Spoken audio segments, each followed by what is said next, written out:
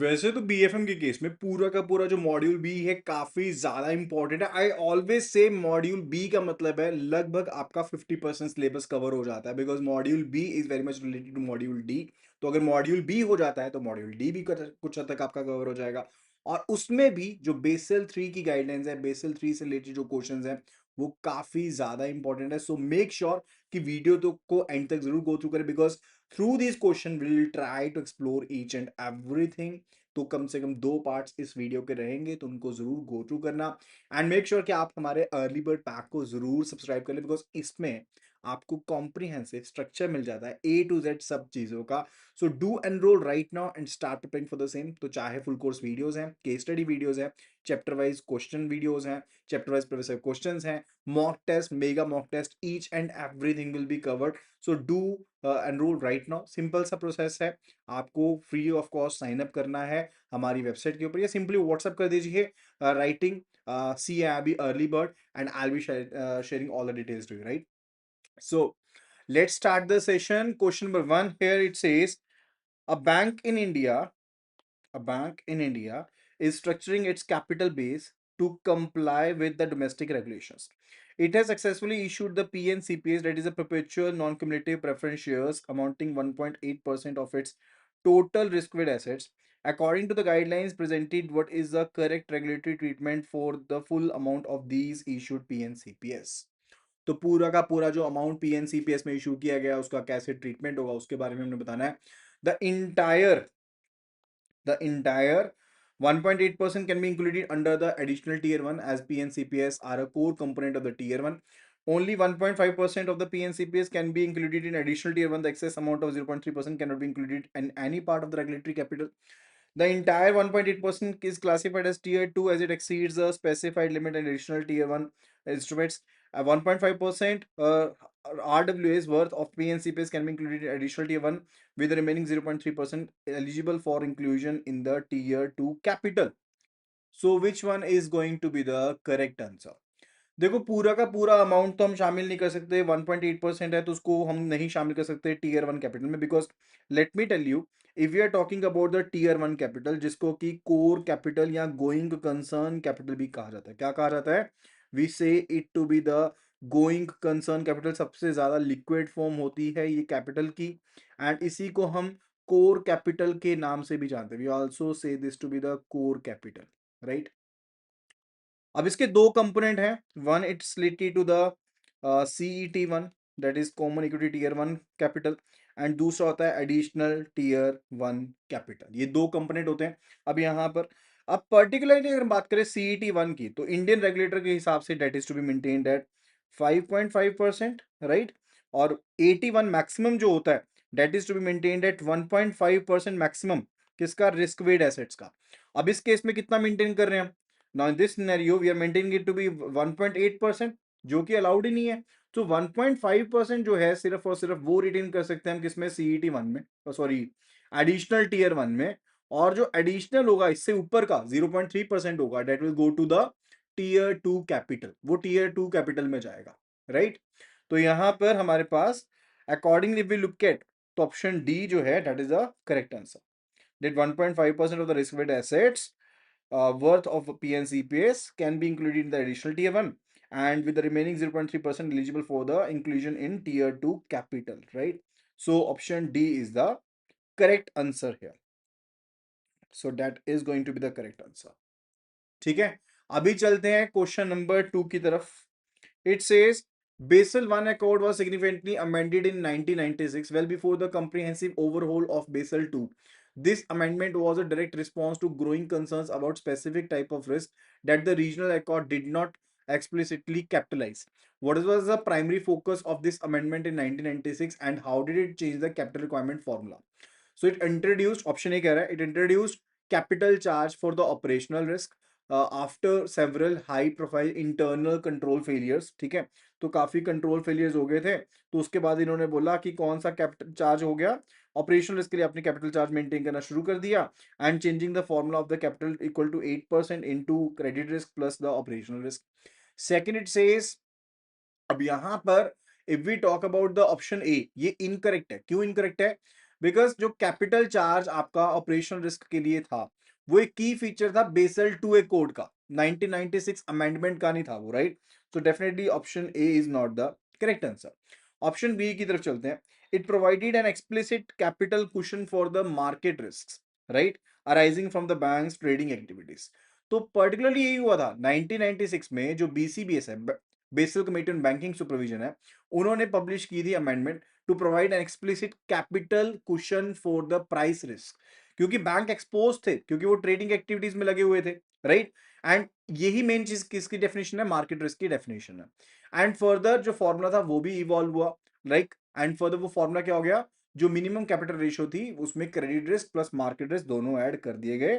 So option B is more comprehensive and is basically on the right path.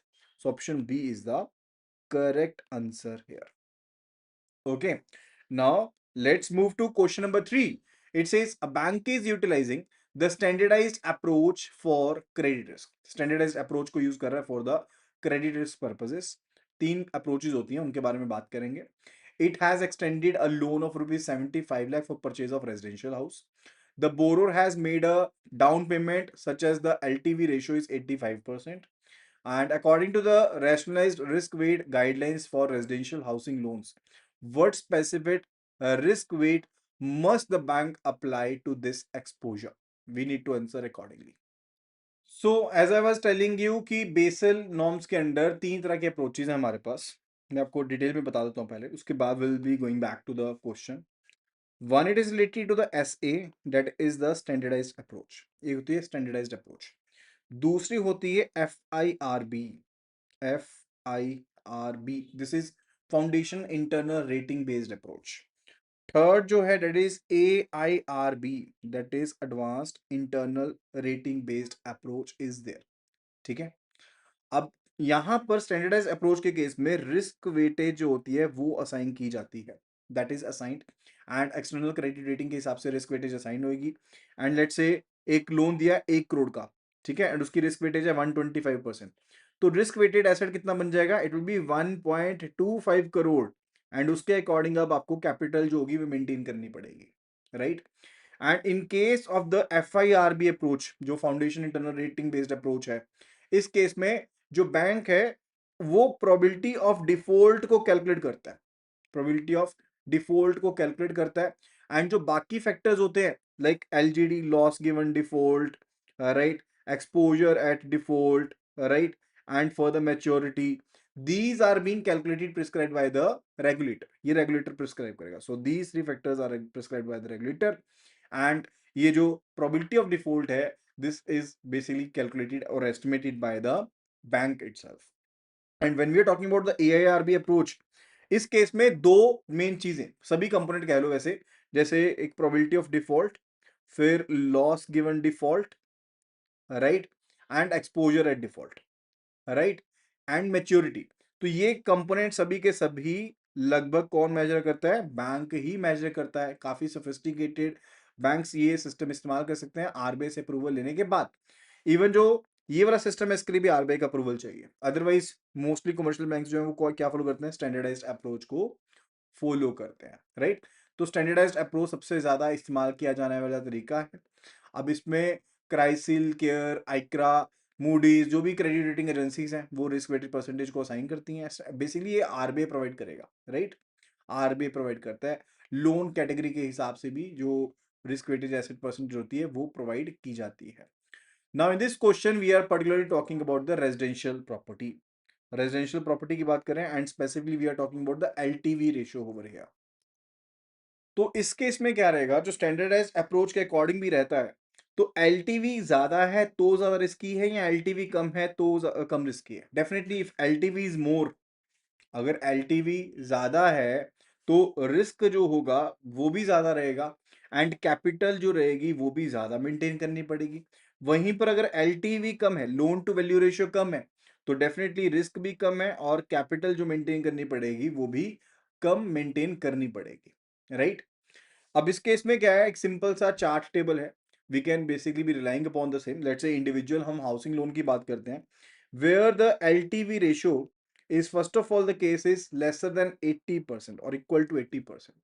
उसके case में जो risk weightage है that is 35%, right. Second scenario लेते हैं जहां पर LTV is greater than 80% but up to 90%, up to 90%, वहां पर जो रिस्क वेटेज है that is 50%। And in case if LTV is greater than 90%, right, then the risk weighted asset percentage is what? It is 75%, right. और वहीं पर अगर commercial residential housing से related है, सीआरई आरएच से रिलेटेड है, तो उस केस में जो कोई भी एलटीवी हो तो रिस्क वेटेड एसेट परसेंटेज कितना है? 100% है। जो आर डब्ल्यू ए का परसेंटेज है दैट इज 100%। एंड इवन कोई और भी हाउसिंग लोन है, टीजर रेट लोन है, कुछ है, तो उसके केस में भी कितना है? That is again how much? It is again 100%। सिर्फ इंडिविजुअल हाउसिंग के केस में 80% तक का है तो 35% है। 80 टू 90, 80% अबव है, अप टू 90% है, then it is a case कि आपको कितने चार्जेस पड़ेंगे? Then in that scenario RW percentage is 50%। And if it is greater than 90% then it is what? Then it is 75%। अब इस केस में क्या एप्लीकेबल रहेगा? अब एलटीवी परसेंटेज जो है that is falling between 80 to 90, 85% है ना, तो आरडब्ल्यू परसेंटेज कितना हो जाएगा? It is 50% which will be charged, right. तो अमाउंट कितना था? 75 लाख का था। तो 75 लाख के ऊपर 35% के हिसाब से, अगर सॉरी 50% के हिसाब से if we calculate, then it is 37.5 lakh. ये बेसिकली आपके पास क्या है? 37.5 lakh is a risk weight asset. This is a risk weight asset we have calculated, not the capital required, right? Capital requirement कितनी होगी? अगर हम इंडियन बैंक की बात कर रहे हैं तो कैपिटल जो रिक्वायरमेंट होगी that will B multiplied by 9%। इसको 9% के साथ मल्टीप्लाई कर देंगे, राइट। अपने सिंपल कैलकुलेटर साथ में जरूर लेके बैठो। सो 37.5 into 9%, that is 3.375, 3.375 lakh. This will be the capital which will be required, right? तो वो तो हो गया। अब हम बात करते हैं यहाँ पर आंसर्स के बारे में। Let's have a look at the options here, right. First one says कि आपको जो वेटेज पड़ेगी दैट विल बी 35%, 35% पड़ेगी as this is standard risk weighted assets for the residential housing loan. Is it the case? No, that is not the case. Risk weightage के हिसाब से, LTV के हिसाब से है। Second, it says 50% because the LTV ratio for this specific exposure exceeds 80%. Absolutely correct. Reason मैंने आपको already बता दी है. So this is going to be the answer for this question. Clear है? Now, let's go to the next question, number 4. The Basel III framework introduced the non-risk based leverage ratio as a supplementary measure to the risk-based capital requirements. What was the primary deficiency in the pre-existing framework that this measure was specifically designed to address, and how is this ratio fundamentally calculated? So first of all we need to know about the leverage ratio, कि leverage ratio होती क्या है उसके बारे में जानते हैं। Let me just mention over here, right? Leverage ratio क्या होती है? Let's have a look at it. So leverage ratio जो है वो एक नॉन रिस्क बेस्ड मेजर है जिसको एक तरह से इंट्रोड्यूस किया गया था ताकि जो रिस्क बेस्ड कैपिटल फ्रेमवर्क है, ठीक है, उसमें एक बैकस्टॉप की तरह एक्ट कर सके। ये रेशियो ना बेसिकली इस चीज को इंश्योर करती है कि बैंक्स एक्सेसिवली लेवरेज नहीं करेंगे, कि वो अपने अपने पास एसेट्स बहुत कम है या कैपिटल बहुत कम है उसके अगेंस्ट एसेट्स अपने बहुत ज्यादा बनाते रहे, राइट। ये मेन चीज थी। एंड फंडामेंटल फॉर्मूला क्या है इसका? What is a formula? जो टीयर वन कैपिटल है, tier one capital divided by the total exposure, this is a fundamental formula for the same.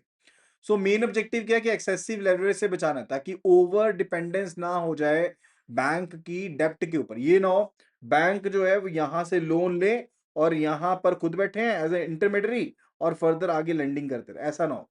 इस चीज को रोकना था पहली चीज। Further backstop to risk based capital ensure करेंगे कि मिनिमम कैपिटल मेंटेन्ड है even if risk weights are manipulated, कि मिनिमम कैपिटल फिर भी मेंटेन रहे, राइट। फर्दर ये कंपैरेबिलिटी को भी इंप्रूव करेंगे। सिंपल एंड ट्रांसपेरेंट मेजर है अक्रॉस ऑल द बैंक्स जिसके थ्रू हम कंपेयर कर सकते हैं बैंक्स को, उनके पोर्टफोलियोज को, राइट।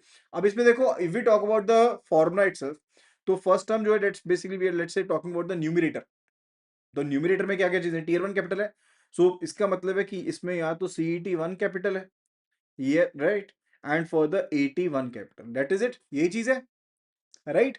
एंड ये फुल लॉस एब्जॉर्बिंग होना चाहिए। If we talk about the total exposure, जो डिनोमिनेटर फैक्टर हमारा, राइट, तो इसमें on balance sheet exposure, off balance sheet exposures, derivatives, जो सिक्योरिटी फाइनेंसिंग ट्रांजेक्शन यानी कि जिनको हम एसएफटीज कहते हैं, वो सब चीजें शामिल हो जाएंगी इसमें। Everything is covered over there, right, सब चीजें क्या हो जाएंगी, कवर्ड हो जाएंगी। अब बेसल 3 की ग्लोबल एक रिक्वायरमेंट है, I am talking about the facts now.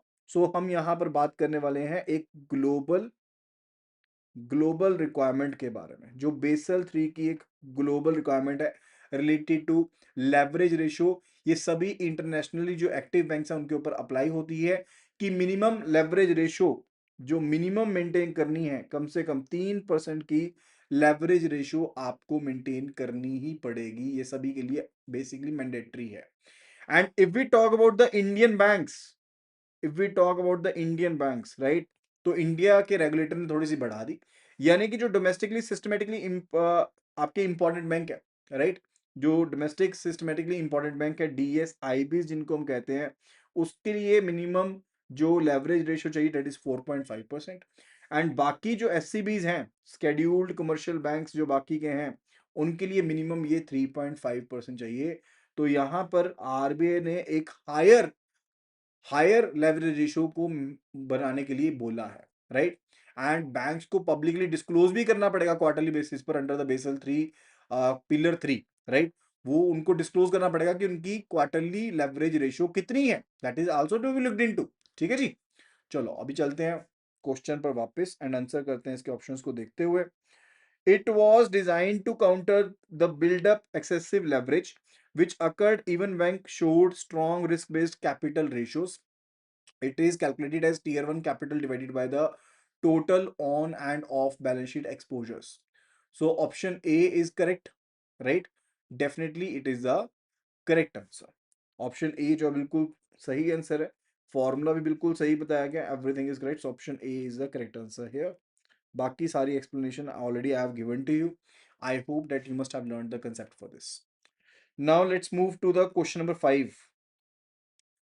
In assessing its off-balance sheet exposures, a bank need to determine the credit equivalent amount for the performance bonds it has issued for a construction project. अगर कोई of balance sheet exposure है bank का, तो उसके लिए bank को credit equivalent basically calculate करना पड़ेगा, जो बेसिकली एक परफॉर्मेंस बॉन्ड के लिए इशू किया गया है, right, for a construction project, and a short term self liquidating trade letter of credit related to the movement of goods, दोनों के लिए फाइंड आउट करना है what are the appropriate credit conversion factors for these two instruments and what is the underlying logic for the difference, right? So जल्दी से जल्दी answer post कर दीजिए। So first of all we need to know about the CCF, जो credit conversion factor होता है वो क्या होता है, and also credit equivalent amount क्या बनेगा। सो सीसीएफ जो होता है that is credit conversion factor होता है, वो एक रेगुलेटरी परसेंटेज होती है जो ऑफ बैलेंस शीट एक्सपोजर जैसे कि गारंटी हो गया, लेटर ऑफ क्रेडिट हो गया, कमिटमेंट हो गया, उसको क्रेडिट इक्विवेलेंट अमाउंट में कन्वर्ट करती है। एंड फर्दर फिर उसे हम रिस्क वेट में कन्वर्ट कर सकते हैं कैपिटल एडिक्वेसी पर्पस के लिए, right. So CCF in general language हमें सिर्फ ये बताता है कि how much an off balance sheet item should be treated as the actual exposure. Off balance sheet item को एक्चुअल एक्सपोजर की तरफ से हमने किस तरह से कैलकुलेट करना है उसके बारे में बताता है। जैसे कि जहां पर तो डायरेक्ट क्रेडिट सब्सटीट्यूट है, जैसे कि गारंटीज हो गए, लेटर ऑफ क्रेडिट हो गए, वहां पर कितना है, 100% रहता है, credit conversion factor is 100% in that scenario. अगर परफॉर्मेंस रिलेटेड गारंटी की बात करें, वहां पर पार्शियल एक्सपोजर होता है तो 50% चाहिए। जहां पर शॉर्ट टर्म रिलेटेड एलसीज होती हैं, राइट, सेल्फ लिक्विडेटिंग होती हैं, वहां पर 20% चाहिए। अगर कमिटमेंट 1 साल से ज्यादा है तो 50%, अगर 1 साल या उससे कम है तो 20%, अनकंडीशनल अगर कैंसिलेबल कमिटमेंट है तो 0% credit conversion factor will be there, right. Now question को समझने की कोशिश करते हैं and let's answer it accordingly. तो हमारे पास यहाँ पर दो तरह के इंस्ट्रूमेंट जो है वो क्वेश्चन में दिए गए हैं। One it is related to the performance bond, एक जो फैक्टर है वो है परफॉर्मेंस बॉन्ड से रिलेटेड, एंड दूसरा जो है it's related to the short term self liquidating trade letter of credit. Self liquidated trade letter of credit है। अब देखो जहां पर तो short term self liquidated particularly letter of credit है, वहां पर सीसीएफ रहेगा 20%। और when we are talking about the performance guarantee, वहां पर कितना है, दैट इज 50%, क्योंकि पार्शियल एक्सपोजर है। In that scenario the partial exposure is there, right. इसको मॉडरेट कंसीडर किया जाता है बिकॉज बैंक पार्शियल एक्सपोजर के बीच में है। एंड फर्दर जो short term self liquidating trade letter of credit होती है तो उसे लो रिस्क कंसीडर किया जाता है बिकॉज शॉर्ट टर्म पर्पज के लिए है, एंड ये ऑटोमेटिकली लिक्विडेट हो जाएगी जैसे ही ट्रेड कंप्लीट होगा। एंड इसमें जो ट्रेड डिफॉल्ट प्रोबेबिलिटी होती है वो काफी कम रहती है। That is a main scenario related to it, ठीक है। तो ये मेन चीज होती है। Now let's have a look at the options को देखते हैं फटाफट से। Option 8 says 100% for the performance bond, ऐसा नहीं है, 50% होता है। So 50% for the performance bond, 20% for the trade letter of credit, because the risk of drawdown on performance bond is considered higher than a short term goods related letter of credit. That's absolutely true, right? So option जो है यहाँ पर B, that is absolutely correct for this question. So answer is option B here. सही है। Now, let's move toward the question number 6. A bank in India reports a common equity tier 1 capital ratio of 6.25%. मैं एक बार table आपको यहाँ पर बता देता हूँ, right. Let me give you the table for the same, so आपको ज़्यादा बेटर एक आइडिया हो जाएगा। ऊपर वाले क्वेश्चन से रिलेटेड टेबल बताता हूँ।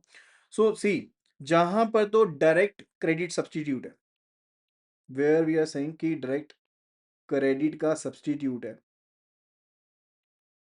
वहां पर तो 100% है जो रिस्क वेट ऐसे आपका सीसीएफ है। We are talking about the CCF factor over here, right. वो 100% है। जहां पर परफॉर्मेंस रिलेटेड गारंटीज है,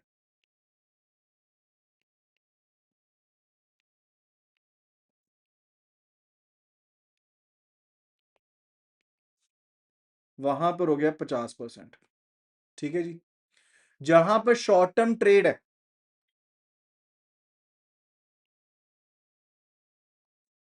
right, short term trade related LC होती है जहां पर, वहां पर 20%, like we considered in the question. And एक कमिटमेंट बेस पर होता है, लाइक जहां पर कमिटमेंट जो है date is greater than 1 year, यानी कि शॉर्ट टर्म से बड़ी है कमिटमेंट, वहां पर 50% रहेगा, ठीक है। और जहां पर कमिटमेंट जो है lesser than equal to 1 year है, वहां पर अगेन 20% रहेगा। And in case if it is unconditionally cancellable, unconditionally cancellable, जिसको अनकंडीशनली कैंसल किया जा सकता है, राइट, उस सिनेरियो में 0% आपका सीसीएफ रहेगा। 0% सीसीएफ विल बी देयर, ठीक है। तो अगर इतनी सी चीजें आपको याद है तो डेफिनेटली क्वेश्चन कोई भी आ रहा है सीसीएफ से रिलेटेड, आप गलती नहीं कर सकते, ठीक है। चलो क्वेश्चन नंबर 6 पर चलते हैं। Bank of India reports a common equity tier 1 capital ratio of 6.25%। Considering the capital conversion buffer CCB framework, what specific constraint on distributing earnings like dividends will this bank face, and what is the primary goal of this constraint? First of all, let's learn about the CCB. देखो जो capital conservation buffer है ना, CCB जो होता है वो एक additional layer of capital है जो बैंक्स को मेंटेन करनी पड़ती है above the minimum regulatory capital. जैसे आरबीआई है, ठीक है। पहले तो बीसीबीएस की बात करते हैं। बीसीबीएस कहता है, BCBS basic committee in banking supervision कहती है कि आपको tier 1 capital and tier 2 capital maintain करनी है। टीयर 1 कैपिटल में ये कहते हैं कि आपको सीईटी 1 मेंटेन करना है 4.5%, प्लस आपको एटी 1 मेंटेन करना है, ये करना है 1.5%। और फिर ये कहते हैं प्लस आपको टीयर 2 कैपिटल मेंटेन करनी है, ये 2% मेंटेन करनी है। टोटल कैपिटल बन गई आपकी 8% की। ये इंटरनेशनल आपका लॉजिक है। ये minimum capital, this is a minimum capital that we maintain, यानी कि रेगुलेटर ज्यादा कैपिटल इंपोज कर सकते हैं। तो उसी चीज में ऐड करते हुए जो इंडियन रेगुलेटर है यानी कि आरबीआई है, वो कहता नहीं जी आप 4.5 नहीं करोगे, आप 5.5 करोगे, रेस्ट ऑल इज सेम। तो टोटल कैपिटल इंडिया के हिसाब से बनती है 9%, जो मेंटेन करनी पड़ेगी। This is also the minimum capital which is to be maintain, right. ये चीज होगी है। अब इस रेगुलेटरी कैपिटल से ऊपर क्या मेंटेन करना पड़ता है, CCB capital conservation buffer maintain करना पड़ता है, that is 2.5% of the risk weight assets. And ये भी CET1 कंपोनेंट की फॉर्म में होता है, यानी कि जो कंपोनेंट्स CET1 को बनाते हैं वही कंपोनेंट CCB को भी बनाएंगे। एंड इसके अलावा भी एक कैपिटल बफर मेंटेन होता है, that is counter cyclical capital buffer, that is triple CB भी मेंटेन होता है, राइट, वो भी मेंटेन होता है। इसके अलावा लिक्विडिटी कवरेज रेशियो LCR, जो कि शॉर्ट टर्म के लिए होती है, और net stable funding ratio NSFR, ये भी मेंटेन होती है, राइट। लेकिन फिलहाल के लिए हम बात करें किसके बारे में, we are talking about the CCB। So main objective जो CCB का वो यही होता है कि हम जब हमारा नॉर्मल टाइम चल रहा है तो एक बफर क्रिएट कर लें, ताकि इन केस अगर कोई फाइनेंशियल स्ट्रेस होता है, इकोनॉमिक स्ट्रेस होता है, तो हम कैपिटल रिक्वायरमेंट्स को ब्रीच किए बिना हम सही से चल पाएंगे। That is the main thing, यही होता है ना आपके पास। सो यही चीज सिंपली CCB और कुछ भी नहीं है, राइट। अब आते हैं क्वेश्चन के पॉइंट ऑफ व्यू के ऊपर। क्वेश्चन में कहा गया है रिलेटेड टू द फैक्ट कि एक बैंक है जिसका CET1 जो रेशियो है दैट इज 6.25%। कौन सी रेशियो दी गई है, CET1 की रेशियो 6.25% दी गई है। Not we are talking about the Tier 1, it's the CET1 ratio we are talking about, right. तो मिनिमम रिक्वायरमेंट की बात करें तो वो आपके पास CET1 की जो रिक्वायरमेंट बनती है CCB को मिला करके प्लस, अब CET1 की अगर टोटल रिक्वायरमेंट की बात करें CCB को मिला करके वो कितनी बनती है, CET1 कितना है, CET1 कितना चाहिए, 4.5% चाहिए इंटरनेशनल के हिसाब से, इंडियन नहीं बोला ना अभी, प्लस CCB कितना चाहिए, 2.5% चाहिए, तो टोटल कितना चाहिए, 7% चाहिए ना CET1 का परसेंटेज। लेकिन इसने कितना मेंटेन किया, बैंक ने 6.25% का मेंटेन किया। The bank is maintaining 6.25% only, right. अब इसमें कैपिटल कंजर्वेशन रेशियो टेबल है जो RBI की गाइडलाइन के हिसाब से, let me draw this table for you. ऊपर वाले क्वेश्चन में we are not having the space, let me draw over here, इसी को रब कर देते हैं and let me draw over here. चलिए मैं आपको टेबल बताता हूँ। सो इन केस अगर आपकी CET1 रेशियो जो है वो ग्रेटर देन है 6.75% एंड अप टू है 7%, फिर तो आप अपनी अर्निंग्स का मिनिमम 20% रिटेन करोगे, मिनिमम 20% रिटेन करोगे एंड 80% डिस्ट्रीब्यूशन अलाउड है। यानी कि रिटेंशन की बात करो, यहाँ पर मैं लिख देता हूँ, रिटेंशन कितना चाहिए जो आप अपने प्रॉफिट्स को रिटेन करोगे, अर्निंग्स को रिटेन करोगे उसके बारे में, राइट। फिर उसके बाद 0.5 का गैप है, like it will be 6.25 and यहाँ पर आ जाएगा 6.75 and then it will be 6.25 5.75 हो जाएगा, 5.75 एंड 6.25 एंड सो ऑन, इस तरह से टेबल चलता रहेगा। एंड यहाँ पर टेबल किस तरह जाएगा, 2020 के गैप पर 40%, 60% एंड फर्दर 80% देन 100%, राइट। वो भी वैल्यूज में लिख देता हूँ यहाँ पे, like the another one it will be equal to 5.25, 5.25 to 5.75 and the last one it is equal to lesser than or equal to 5.25, it is जितना भी हो लेसर होगा तो उसके केस में ये रहेगा, ठीक है। तो ये रहेगा 80% और ये रहेगा 100%। Now in the question given above, if we look at the question given above, यहाँ पर देखो ध्यान से क्या बोला गया है, 6.25% है, सीट में कितना मिनट है, 6.25%। तो 6.25% वाला कहाँ पे आ रहा है रेंज, ग्रेटर देन तो था आपके पास, अप टू 6.25 वाला कहाँ आ रहा है, this in the this bracket, under this bracket third वाले में आ रहा है। तो प्रॉफिट कितना रिटेन करना पड़ेगा, how much profit is to earnings are to be retained, 60% earnings are to be retained, right. 60% earnings को रिटेन करना पड़ेगा एंड मैक्सिमम डिस्ट्रीब्यूशन अलाउड कितना है, मैक्सिमम जो डिस्ट्रीब्यूशन अलाउड रहेगा that is 100 minus 60, that is 40% distribution allowed है, ठीक है जी। अब यहां पर देखो क्या कह रहा है वो क्वेश्चन में, bank in India report CET1 capital ratio 6.25% considering the capital conservation buffer CCB framework, what specific constraint on distributing earnings like dividends will this bank face and what is the primary goal of this, and primary goal क्या है उसके बारे में बताना है। सो सबसे पहले तो देखते हैं कि कहां पर हमारा आंसर आ रहा है। So option D seems to be the right answer, option D seems to be right answer और व्हाट, ठीक है।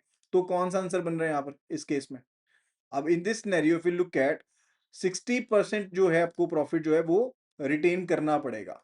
So accordingly option D is the Correct answer. That bank must retain 60% of the earnings. A moderate constraint is there, right and ये constant क्यों है? Because banks को CCB का ratio maintain करना होता है, फिर दैट इज नॉट मेंटेन तो ये कॉन्स्ट्रेंट लग जाता है। Then this constraint is there. Major objective क्या है कि हम कैपिटल को कंजर्व करना चाहते हैं एंड बफर को बनाया जाता है ताकि लिमिट्स को, जो भी पे आउट है उनको लिमिट किया जा सके, पे आउट्स को हम लिमिट कर दे, right? That is the thing.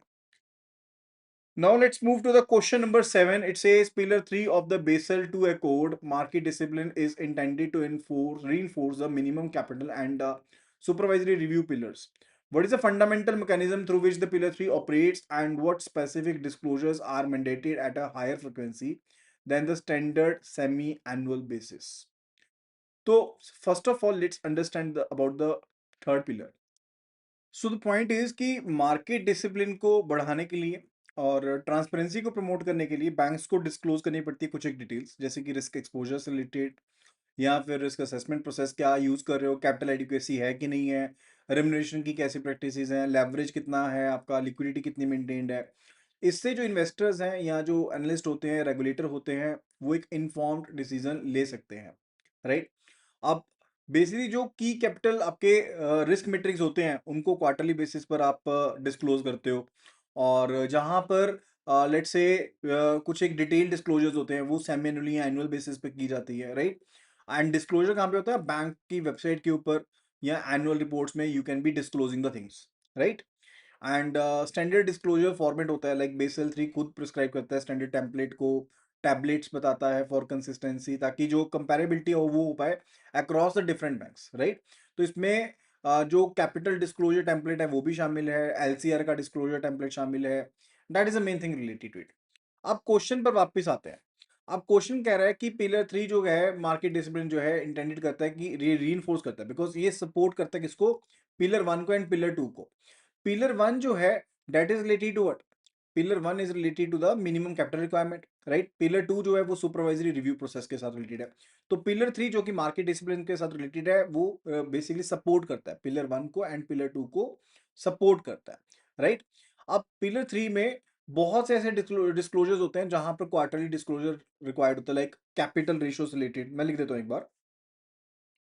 So if we talking about the quarterly disclosures, तो इसमें क्या क्या चीजें आती हैं? कैपिटल रेशियोज जो होती हैं, whatsoever the capital ratio, CET1 का रेशियो कितना है, टीयर 1 का रेशियो कितना है, ये सब चीजें। इवन जो रिस्क वेट एसेट्स होते हैं ये भी क्वार्टरली बेसिस पर बताने होते हैं। इवन जो लेवरेज रेशियो होती है, लेवरेज रेशियो, राइट, या LCR है, लिक्विडिटी कवरेज रेशियो है, ये भी क्वार्टरली बेसिस पर बतानी होती है, right? So these are the things जो क्वार्टरली बेसिस पर आपने बतानी है। एंड बेसल 3 जो है वो पब्लिक डिस्क्लोजर्स के ऊपर ही ऑपरेट करता है, खास करके पिलर 3, राइट? एंड जिसमें प्रूडेंशियल मेट्रिक्स हैं जैसे capital ratio, RWS, leverage ratio, LCR जो होते हैं इनको क्वार्टरली बेसिस पर बताना पड़ता है इंस्टेड ऑफ एनुअल बेसिस और सेमी एनुअल बेसिस। अब ऑप्शंस को देखते हैं।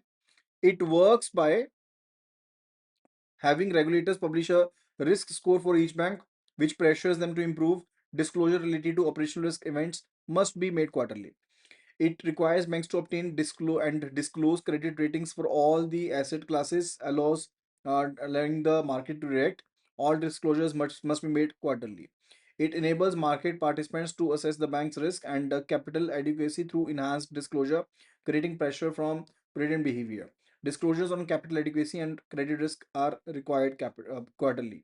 It mandates that the banks host semi-annual calls with analysts to discuss their risk profiles.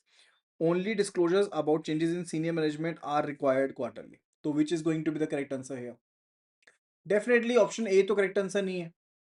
Mechanism is disclose bye the banks, ठीक है? अगर मैं ऑप्शन ए की बात करता हूँ तो जो मैकेनिज्म होता है वो डिस्क्लोज होता है बैंक के द्वारा, कोई स्कोर पब्लिश करने की जरूरत नहीं पड़ती है। तो definitely option A is not the correct answer.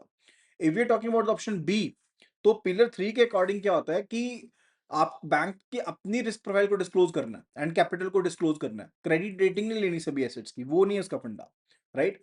If you talking about option C, तो डेफिनेटली पिलर 3 मार्केट पार्टिसिपेंट्स को अलाउ करता है कि वो इंफॉर्मेशन ले सकते हैं कि रिस्क कितना है, कैपिटल एडिक्वेसी कितनी है, वो इनहांस्ड आपको डिस्क्लोजर्स के थ्रू चीजें पता लग जाएंगी, राइट? एंड फर्दर एक प्रेशर भी क्रिएट होता है, एंड डिस्क्लोजर्स होते हैं कैपिटल एडिक्वेसी के ऊपर एंड क्रेडिट रिस्क के ऊपर, those are actually required on quarterly basis, right? So option C is the absolute correct answer for this question. So this is the correct answer for the question number 7. Now let's move toward the question number 8. Question number 8 says a bank is calculating its common equity tier 1 capital. Its balance sheet includes paid up capital, statutory reserves, revolution reserves from its properties, and foreign currency translation reserves. As per the Basel III framework amendments, how must the revolution reserves and foreign currency translation reserves be treated for the purpose of this calculation? देखो simple सा fact आपको बताता हूँ, जो यहाँ पर ये component है ना, when we are talking about paid up capital, statutory reserves, revolution reserves, foreign currency translation reserves, ये सभी सीईटी वन का ही पार्ट है. These all are the components of CET one, right? दोनों को शामिल किया जाता है किसमें? सीईटी वन में. लेकिन 100% वैल्यू को नहीं. जो फॉरेन ट्रांसलेशन रिजर्व्स होते हैं इनको शामिल किया जाता है एट 25% डिस्काउंट. 25% डिस्काउंट का मतलब है 75% वैल्यू को इंक्लूड किया जाता है. और जो हमारे पास होते हैं रिवोल्यूशन रिजर्व्स, ठीक है, these are accumulated at 55% discount. यानी कि सिर्फ और सिर्फ 45% वैल्यू जो होती है उसको कंसीडर किया जाता है. एंड जो ये रिवोल्यूशन रिजर्व है, पहले ये टीयर 2 का कंपोनेंट हुआ करता था, but now this is a component related to the tier 1 capital, right? So both can be included in CET1 as they have represent the economic value belongs to the shareholders. Both are included fully, not fully. Fully तो include नहीं करते हैं. Revolution reserves are included at 45% discount. No, these are included at for 55% discount, right? And while the foreign currency translation reserves at 75% discount, no, that is also wrong. Both are fully deducted. Fully deduct भी नहीं करते, ये भी गलत हो गया. Option D, it says revolution reserves are included in the CET1 capital at 55% discount. Very right. And foreign currency translation reserves are included at 25% discount. Absolutely correct. ठीक है, तो answer is option D for the question number 8.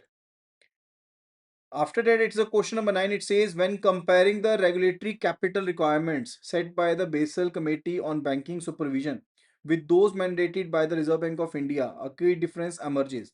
What are the specific minimums of the total capital and the total tier 1 capital ratio as per the Reserve Bank of India guidelines?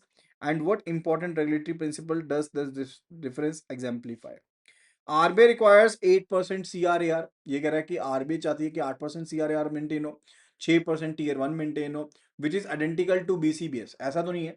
I already told you, क्या बताया था मैंने ऊपर आपको, कि guidelines अलग है.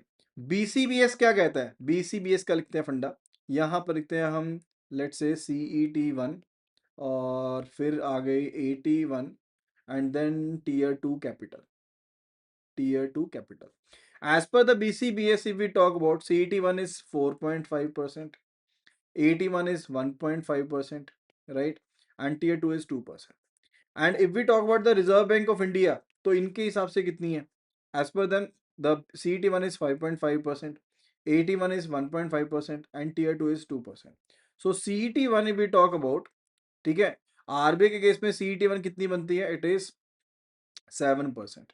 And इनके केस में कितनी बनती है? 6% बनती है. तो डिफरेंस तो है ना, आइडेंटिकल का है, right? RBI requires 8% CRAR. Is it so? RBI को सीआरएआर तो 9% चाहिए, so that is not correct. Option A तो करेक्ट नहीं है. Option B says RBI requires 11.5% CRAR. Is it so? No, 11.5% होना चाहिए. RBI requires 9% CRAR. Option C कह रहे हैं, बिल्कुल सही है, 9% चाहिए सीआरएआर, तो capital risk weight asset ratio. इसको सीएआर भी कहते हैं, कैपिटल एडिक्वेसी रेशियो भी कहते हैं. इसमें आपको पता होना चाहिए, राइट? 7% टीयर 1 बिल्कुल सही है. 7% कैसे बना? 5.5% प्लस 1.5%. अभी मैंने आपको नीचे दिखाया, राइट? ये लीजिए 7% बन रही है ना आपके पास. Demonstrating the principle that the notional regulators can set prudential requirements above the international minimum standards. अब जो बीसीबीएस ने स्टैंडर्ड्स हैं वो इंटरनेशनल मिनिमम स्टैंडर्ड्स हैं. हम चाहे तो स्टैंडर्ड्स को रेज करके अपने हिसाब से स्टैंडर्ड्स को रख सकते हैं, right? So option C is actually the correct answer here. So option C is the correct answer for the question number 9. Now let's move to the question number 10. It says a bank is calculating its capital charge for operational risk using the basic indicator approach. तो basic indicator approach का इस्तेमाल कर रहा है bank. अलग अलग approach होती हैं, like we are having the standardised approach, we are having the basic indicator approach, right? अलग अलग अप्रोच है।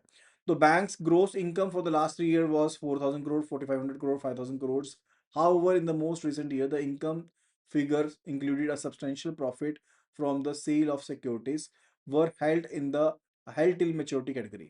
How must the bank proceed to calculate the capital charge as per the defined methodology? तो किस तरह से calculation करेंगे उसके बारे में बताना है। The capital charge is 15% for the average of 3 reported gross income figures, all reported income is included. देखो, अब ये स्पेसिफिक जो रेगुलेटरी डेफिनेशन है ग्रॉस इनकम की, बेसिकली वो अप्लाई कर रहा है, राइट। लेकिन इसमें एडजस्टमेंट्स करनी पड़ेगी कुछ एक आइटम्स को लेकर के, that is to be done. Option B कह रहा है the capital charge of 15% is only the most recent gross year income, वो कंक्लूड होगा, ऐसे दोनों होता है।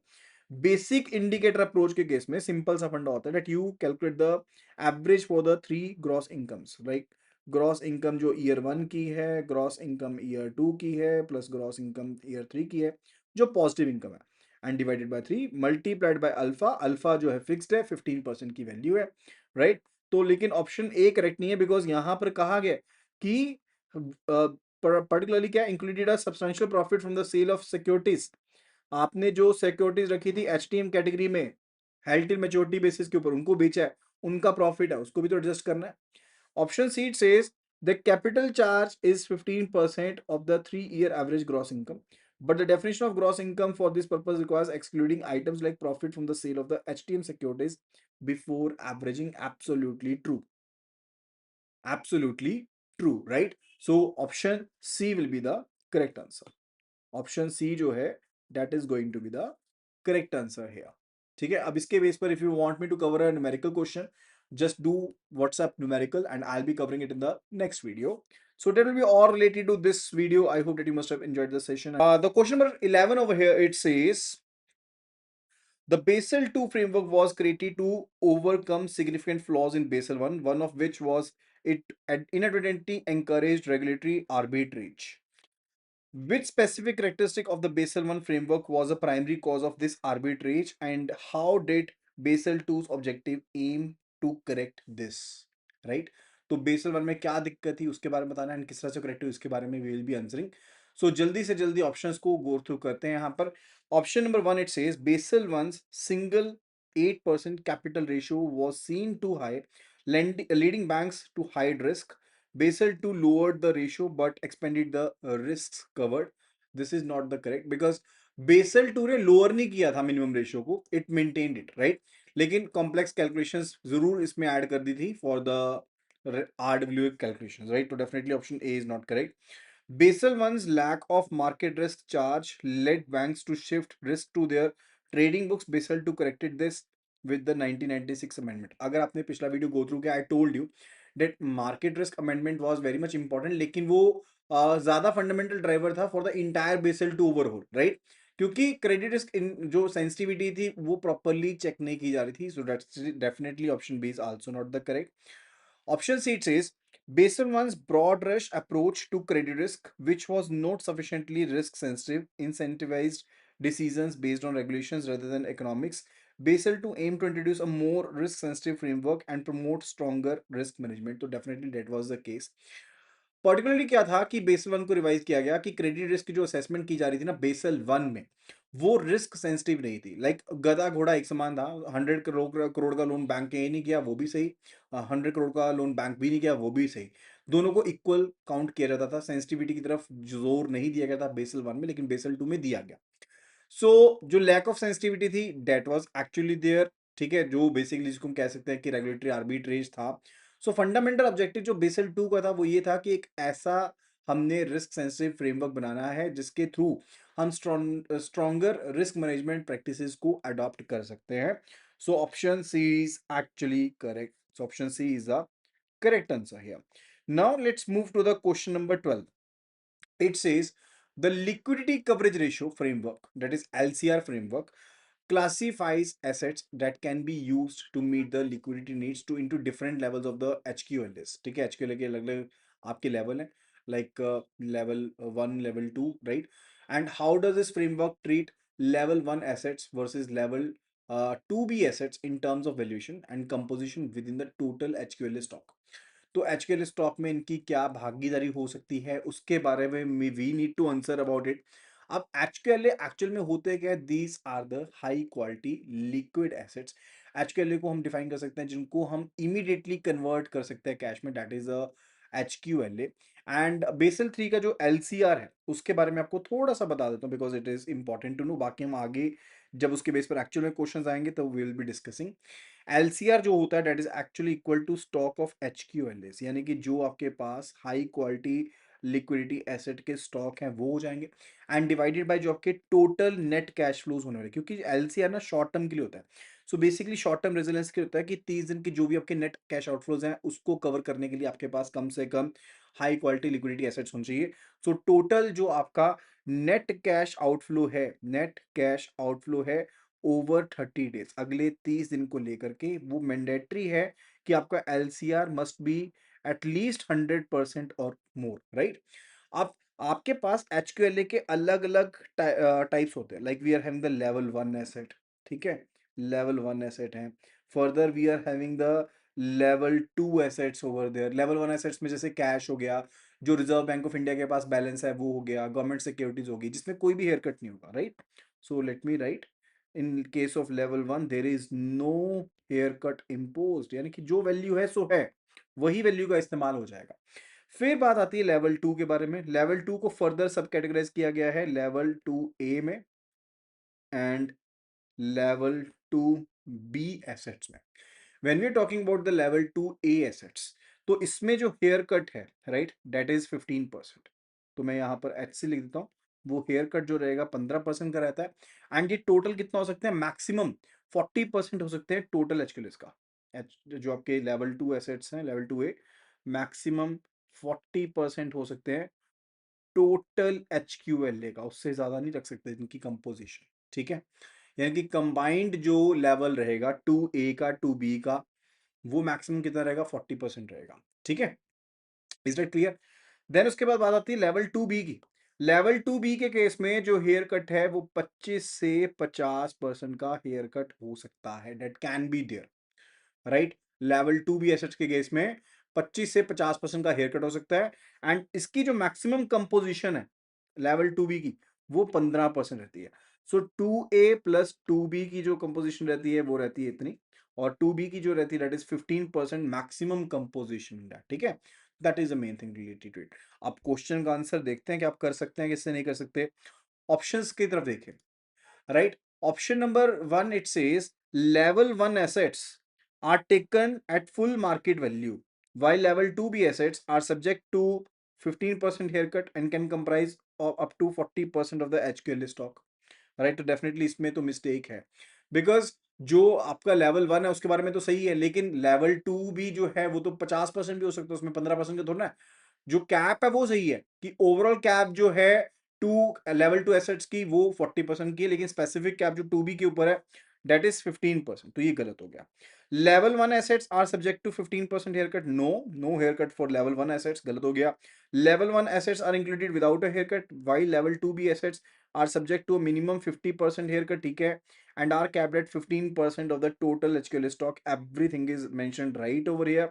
लेवल 2 बी के बारे में भी सही बताया, लेवल 1 के बारे में भी सही बताया, तो आंसर हो जाएगा ऑप्शन सी। आई होप कि चीजें क्लियर होनी जरूरी है क्योंकि these are very much important, ठीक है। Now after that it's the question number 13। It says a bank is using the advanced internal rating based approach, AIRB का इस्तेमाल कर रहा है कोई बैंक जो है, वो एआईआरबी, मैंने बताया था ना आपको लास्ट वीडियो में कि आपके पास क्रेडिट रिस्क को मेजर करने के लिए अलग अप्रोचेज हैं, like we are having the standardize approach, then I told you FIRB, foundation internal rating based approach, then it was the third one that is advance internal rating based approach. तो कोई bank जो है वो advance internal rating based approach का इस्तेमाल कर रहा है for its corporate loan portfolio. Framework allow करता है कि बैंक अपना इंटरनल एस्टिमेट कर सकता है सर्टन रिस्क पैरामीटर्स की, जो बाद में इस्तेमाल किए जाएंगे स्पेसिफिक जो फॉर्मूला दिया गया रेगुलेटर के द्वारा, जिसके थ्रू कैपिटल चार्ज कैलकुलेट होगा। Which set of risk parameters is bank expected to provide on its estimates for under the AIRB approach, तो कौन से पैरामीटर्स जो है वो बैंक खुद से देगा, उनके बारे में we need to tell. So first of all, let's understand these parameters. So we are having the four parameters, ठीक है? So first parameter is the PD, that is a probability of default. तो ये ना चीज़ हमें बताती है कि कितना डिफ़ॉल्ट होने वाला है। लेट्स से 1 साल में कितना डिफ़ॉल्ट हो जाएगा, ठीक है? कब बोरर कितना डिफ़ॉल्ट करेगा एक पर्टिकुलर टाइम होराइज़न में, right? So that is the probability of default. Second जो फैक्टर है दैट इज़ एलजीडी। एलजीडी होता है लॉस गिवन डिफॉल्ट। बहुत सिंपल सा मीनिंग है, like what percentage of exposure that bank expects to lose अगर borrower ने डिफॉल्ट किया तो आप क्रेडिट लॉस की सिविरिटी को कैलकुलेट करने की कोशिश करते हो कि कितना परसेंटेज एक्सपोजर का लॉस होगा अगर नुकसान हुआ तो। फिर बताती है third parameter that is EAD. Now EAD is what? It is exposure at default. ना एक्सपोजर डिफॉल्ट टोटल वैल्यू के बारे में बताता है, जो बैंक एक्सपोज्ड है, यानी कि जब बोरोर डिफॉल्ट करेगा तो बैंक को कितना नुकसान होगा उसके बारे में। सो ये आरडब्ल्यू कैलकुलेशन के लिए इस्तेमाल होता है, जो ईएडी होता है। Fourth parameter is M, that is maturity. No maturity जो है वो इफेक्टिव मैच्योरिटी के बारे में है, जो कि ईयर्स में होगी, जो कि रिमेनिंग रहेगी, आपको रेजिडुअल मैच्योरिटी के बारे में बताती है, राइट? जब तक आपकी ऑब्लिगेशन मैच्योर होगी उसके बारे में बताती है, ठीक है? सो पीडी के बारे में क्या है कि बोरर डिफॉल्ट करेगा, कितना करेगा, 12 महीने में डिफॉल्ट करेगा, 6 महीने में डिफॉल्ट करेगा, उसके बारे में। एलजीडी यानी कि लॉस गिवन डिफॉल्ट जो है वो परसेंटेज बताता है ईएडी का, ठीक है? Percentage of the EAD exposure at default, ठीक है? That bank is going to lose अगर डिफॉल्ट हुआ तो। एक्सपोजर एट डिफॉल्ट बताता है टोटल वैल्यू, जितना एक्सपोजर है बैंक का जिसमें डिफॉल्ट हो सकता है with time, right? And M जो है दैट्स रिलेटेड टू मैच्योरिटी, ठीक है?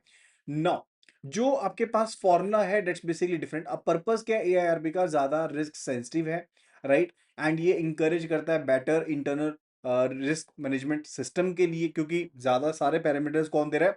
बैंक ही बताता है किसको? रेगुलेटर को। सो अभी ऑप्शंस को देखते हैं। The bank provides it's own estimate for the probability of default only while relying on supervisor values for the other parameters. If we talk about the option A, तो ये FIRB के बारे में, this is related to FIRB, foundation internal rating based approach के बारे में। इसी के केस में प्रोबेबिलिटी ऑफ डिफॉल्ट बैंक बताता है, बाकी सब चीजें जो है वो सुपरवाइजर देता है। So this is not the correct answer. Option B, that the bank provides its own estimate for the PD and LGD but must be must use supervisory estimates for the EAD. अब this approach is particular related to एक hybrid है, यानी कि partial implementation है कि आप AIRB और FIRB के बीच में हो। So this is also not the correct answer. Option C, it says the bank provides its own estimate for the PD, LGD, EAD and the maturity. That's absolutely true, because चारों factors के बारे में bank ही खुद से बताएगा। सो definitely option C जो है that is the correct answer. Explicitly AIRB के केस में कहा गया है कि बैंक जो है वो सारे के सारे एस्टिमेट देता है, probability of defaults related, loss given defaults related, exposure defaults related and maturity से related. So higher level of sophistication is there and bank जो इंटरनल मॉडल के ऊपर रिलाई कर सकता है under the advanced version, right? So option C is absolutely correct. Now let's move to the question number 14. It says systemic risk is a primary concern for banking regulators as it threatens the stability of the entire financial system. According to the principles outlined, how does the failure of single highly interconnected bank generate and propagate this type of risk throughout the system? किस तरह से हो सकता है? By causing reputational damage to the entire sector, ये हो सकता है कि रेपुटेशनल डैमेज हो जाए पूरे के पूरे सेक्टर के ऊपर, leading to a general loss of depositor confidence and even in the healthy banks, by creating a liquidity crisis for its counterparties as the receivables from the failed bank becomes unavailable now and leading to a potential chain reaction of defaults, by triggering a mandatory recapitalization of all other banks by the central bank which dilutes existing shareholders and causes market panic, by revealing weakness in the regulatory framework forcing an immediate disruptive change in the rules for all the other banks. So which one is going to be the correct answer? If we look at the option A, definitely bank loss जो होगा उसकी वजह से वो एक reason हो सकता है, not reason, that could be consequence, ठीक है? तो ऑप्शन ए जो है दैट्स बेसिकली कंसीक्वेंस की लोगों का विश्वास नहीं रहेगा बैंकिंग सिस्टम में, वो चीज हो सकता है, but that's not the reason, वो कारण नहीं है, राइट? मैकेनिज्म नहीं है। So option A is not correct. If we talk about the option B, तो सिस्टमिक रिस्क एक्चुअल में होता है इस कारण से कि हाईली इंटर रिलेटेड चीजें हैं आपस में। तो अगर म्यूचुअल लेंडिंग हुई है, बोरोइंग हुई है, कमिटमेंट हुई है, तो अगर एक बैंक भी फेल हुआ तो उसकी वजह से दूसरे बैंक को फेलियर झेलना पड़ेगा, राइट? एंड ये प्रोपेगेशन मैकेनिज्म आगे चल पड़ता है, यानी कि चेन रिएक्शन की तरह चीज चल पड़ती है। So definitely option B is the correct answer for this question number 14, right? Now, question number 15, it says a bank is calculating its tier 2 capital. It holds a subordinated debt instrument with an original maturity of 10 years, but the residual maturity is now 3 years and 6 months. It has also the general provisions and loss reserves amounting to 1.5% of the total risk-weighted assets.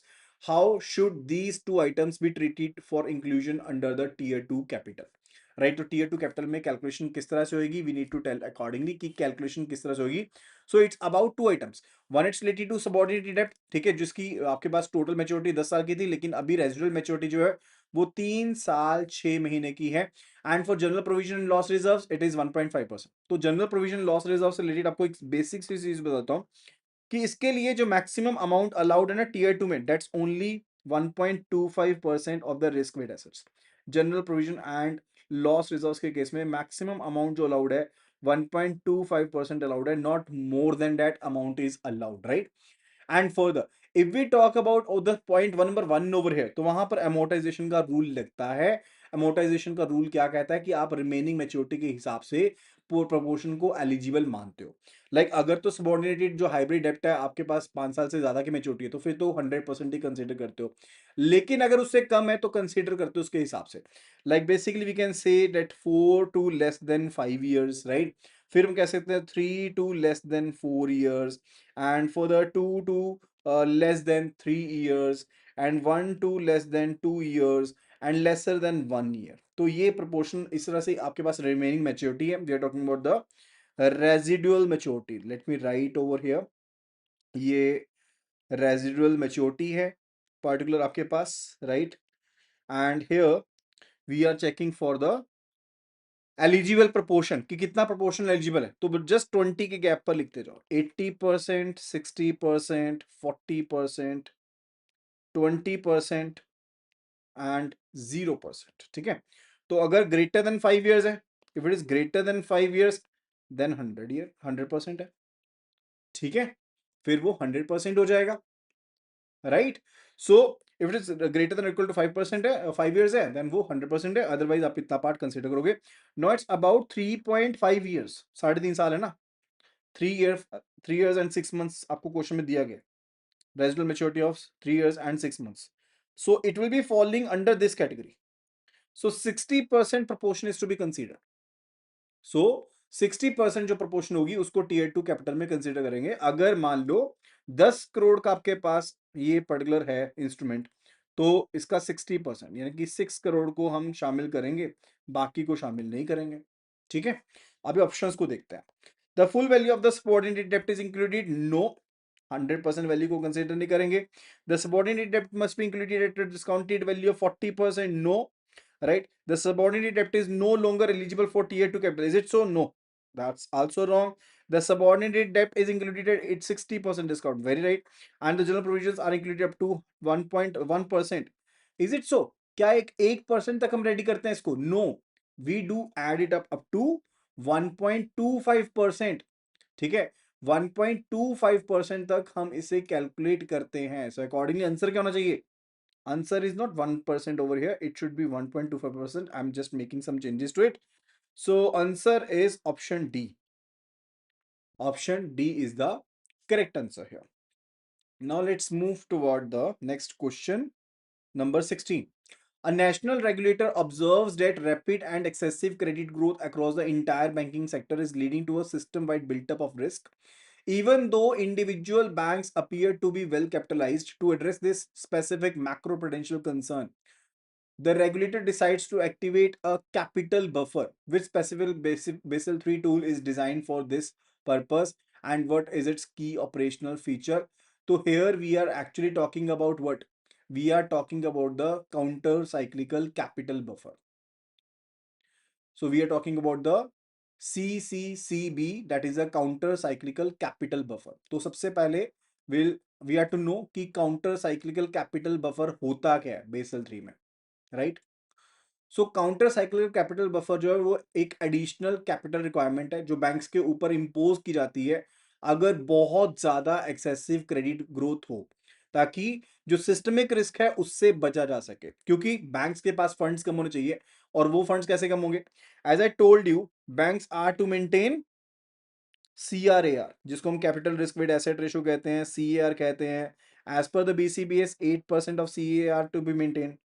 फिर उसके बाद आपको एक CCB capital conservation buffer 2.5% का maintain करना होता है, ठीक है। उसके ऊपर से you are to maintain the LCR, liquidity coverage ratio भी तो मेंटेन करनी है, राइट। लेवरेज रेशियो भी मेंटेन करनी है, लिक्विडिटी कवरेज रेशियो भी मेंटेन करनी है, HQLS का कंसर्न जो होता है, राइट, वो भी मेंटेन करना है। Further we are having another buffer that is triple CB, counter cyclical capital buffer, that is again 2.5%। और ये दोनों ही CET1 के कंपोनेंट्स में बनते हैं। CET1 के जो कंपोनेंट्स होते हैं उनका इस्तेमाल किया जाता है इस केस में भी, राइट।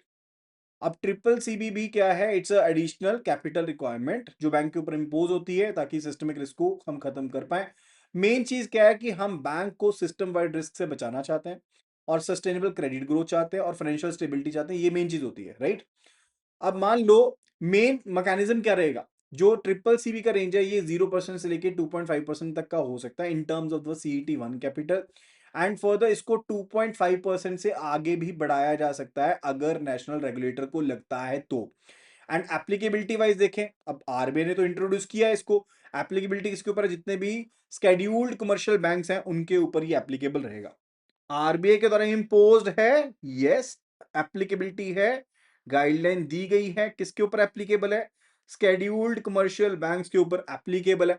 अच्छा, किस इंडिकेटर के बेस के ऊपर चलता है? कौन से इंडिकेटर को मानते हैं कि कब लागू हो जाएगा? ये basically credit to GDP gap को गो थ्रू करता है। किसको गो थ्रू करता है? क्रेडिट टू GDP का जो गैप है उसे ये गो थ्रू करता है, राइट। और भी है, एसेट प्राइस है, रिस्क प्रीमियम है, बाकी चीजें भी हैं, लेकिन मेन फैक्टर क्या है? क्रेडिट टू GDP गैप है, राइट। एंड ट्रिपल CB को एज ऑफ 2025 0% है, अभी तक एक बार भी RBI के द्वारा इसको एक्टिवेट नहीं किया गया है।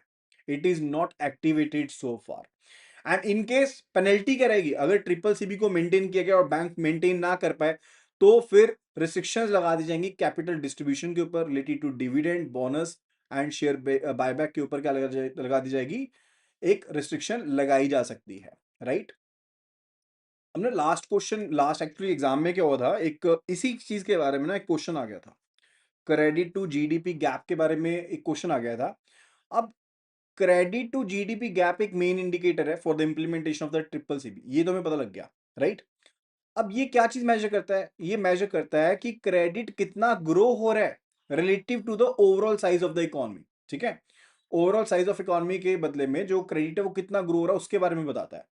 So if we are having a positive and rising gap, वो इंडिकेट करता है कि एक्सेसिव क्रेडिट ग्रोथ है, यानी कि अगर आपके पास क्रेडिट टू GDP का गैप ज्यादा है तो उसके केस में वो पॉजिटिव गैप होगा, राइट। एंड डेफिनेटली उससे आपका एक एसेट बबल क्रिएट हो जाएगा, फाइनेंशियल इंस्टेबिलिटी बढ़ जाएगी, तो एक अर्ली वार्निंग सिग्नल बन गया कि सिस्टमिक रिस्क बन सकता है। एंड रेगुलेटर उसको एक्टिवेट कर देगा ट्रिपल CB को, राइट, अगर फाइनेंशियल पीक के आने से पहले उसको एक्टिवेट कर देंगे, ठीक है। That is the case. And RBI के फ्रेमवर्क के हिसाब से, RBI के फ्रेमवर्क के हिसाब से जो क्रेडिट टू GDP गैप है ना, दैट्स बेसिकली लाइक, अगर तो ये क्रेडिट टू GDP गैप जो है वो 3% या उससे कम है, फिर तो ट्रिपल CB जो होगा वो जीरो होगा, दैट इज विल बी 0%, ठीक है।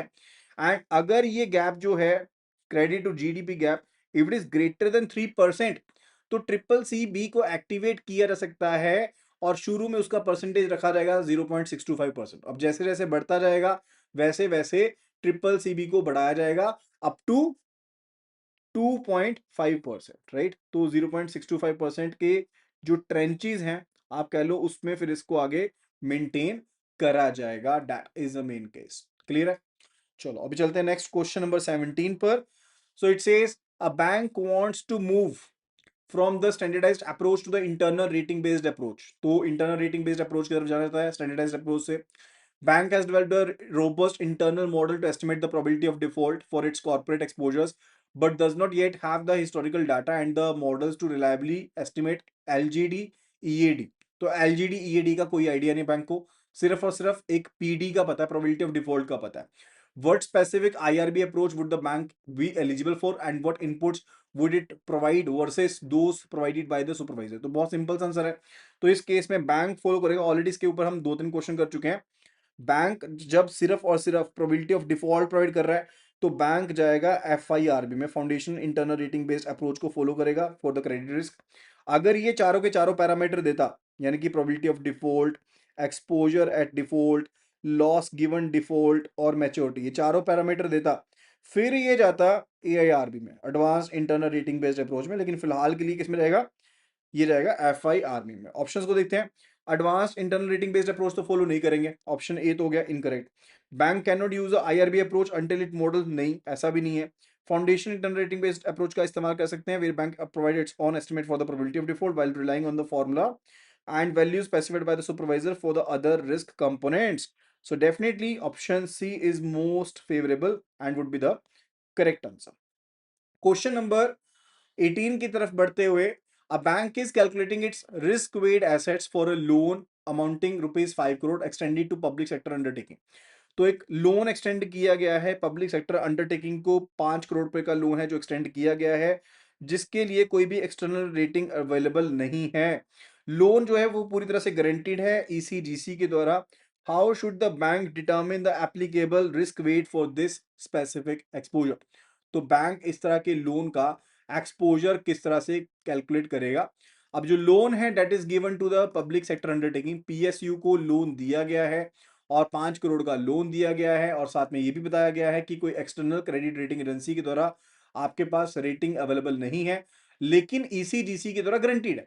अब when the guaranteed amount is by the ECGC, तो रिस्क वेटेज जो लगती है ना, जब ECGC के द्वारा गारंटीड हो, तो जो रिस्क वेटेज लगती है date is 20%। Any loan which is guaranteed by ECGC पूरे के पूरे अमाउंट के ऊपर जो बैंक है वो 20% रिस्क वेटेज असाइन कर सकता है एंड उसके अकॉर्डिंगली कैपिटल चार्ज को कैलकुलेट कर सकता है। So here if we go, तो रिस्क वेटेज एसेट परसेंटेज कितनी बनेगी? It will be 5 crore into 20%। सो यहाँ पर अमाउंट बन जाएगा कितना? That is 1 crore. ये बेसिकली रिस्क वेट एसेट हो गया एंड उसके ऊपर कैपिटल मेंटेन करनी पड़ेगी। लेट्स से इंडियन रेगुलेटर के हिसाब से 9% के हिसाब से कर रहे हैं मिनिमम कैपिटल, तो 9 लाख की जो कैपिटल है वो बैंक को मेंटेन करनी पड़ेगी, right? So that will be the part. Now the point could be asked कि what if अगर let's say we are going to talk about कि अगर गवर्नमेंट की तरफ गारंटीड है, so if it is guaranteed by the government of India, मैं आपको बता देता हूँ, if guaranteed by the government of India, ठीक है, यहाँ सेंट्रल गवर्नमेंट की बात कर रहा हूँ मैं, फिर तो 0% है।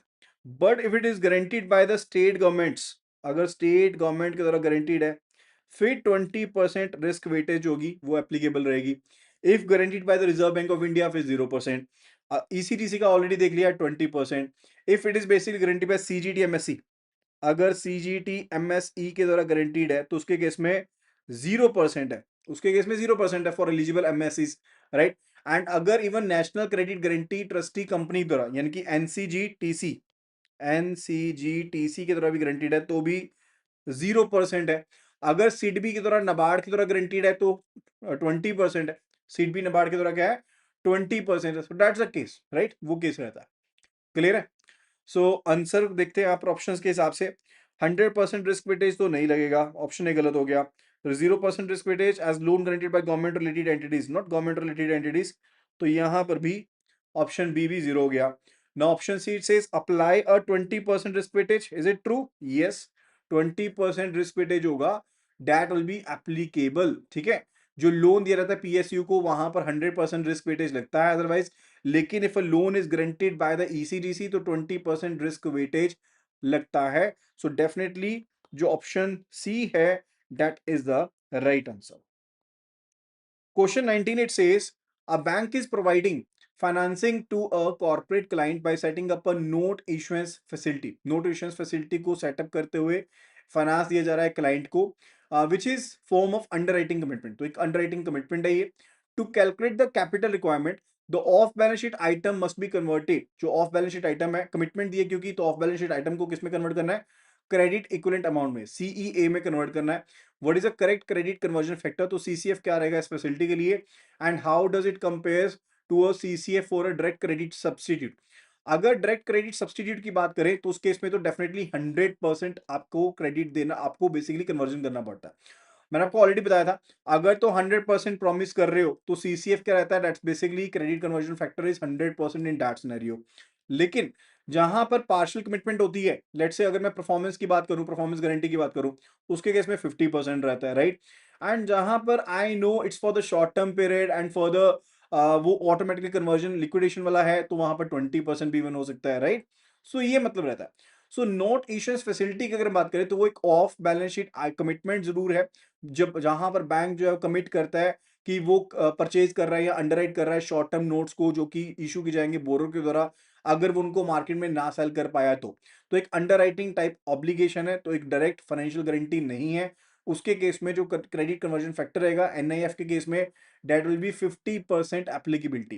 एंड अगर मैं फाइनेंशियल गारंटी जो कि डायरेक्ट सब्सटीट्यूट है क्रेडिट का, दैट्स बेसिकली उसके केस में 100% आपको कन्वर्जन करना पड़ता है, सीसीएफ 100% रहता है उस सिनेरियो में। So for this case the answer is NIF is 50%, absolutely true. NIF 50% रहेगा, right? And further, which is lower than the 100% of the direct credit substitute commitment. So definitely option A is going to be the correct answer. NIF के case में 50% रहेगा, because ये एक underwriting commitment है। Why? क्योंकि एक underwriting commitment है, not financial, कोई direct financial यहाँ पर impact नहीं है। So यहाँ पर 50% रहेगा, right? So answer is option A. Now question number 20th. Question 20, it says a bank has a significant portfolio of loans to commercial real estate projects. With this portfolio, a number of loans are specifically for the development of residential housing projects.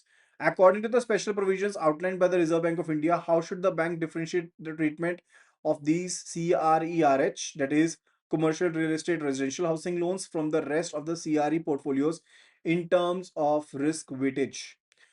So I already conveyed the idea to you.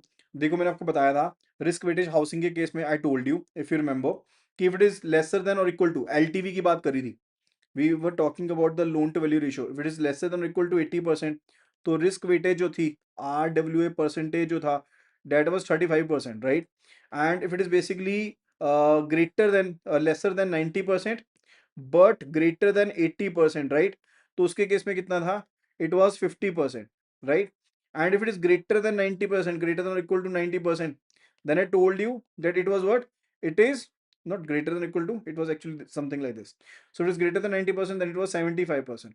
But when it is related to CRERH, residential housing से related है, तो 100% जो risk weightage रहेगी वो applicable रहती है, that will be applicable, I already told you, right. So let's have a look at it, what will be the correct answer. Let's have a look at it की correct answer क्या रहने वाला है, उसको एक बार देख लेते हैं अच्छे से, and then will be answering इट। सो यहाँ पर एक चीज मैं रिफाइन करना चाहता हूँ, दैट्स एक्चुअली रिलेटेड कि आरएच के केस में होता है 75%, it is 75% in that scenario, right, अगर सीआरई आरएच से रिलेटेड है। और अगर जनरली आपका सीआरई से रिलेटेड है, यानी कि जनरली अगर सीआरई है अकेला, तो वो 100% है। In that scenario only it is 100%. Otherwise it is what? It is 75%, right? So answer क्या रहेगा यहाँ पे? Accordingly, let's have a look at it. Option A says both CRE and RH loans are subject to the same standard. No, that's not the case. CRE RH loans are subject to a lower risk weightage of 75%. बिल्कुल सही है कि उसमें 75% होता है, and CRE sector में 100% risk weightage होता है.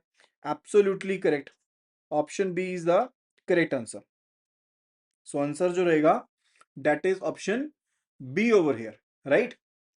सीआरई होता है commercial real estate, right, and CRE RH is commercial real estate, residential housing से रिलेटेड रहता है।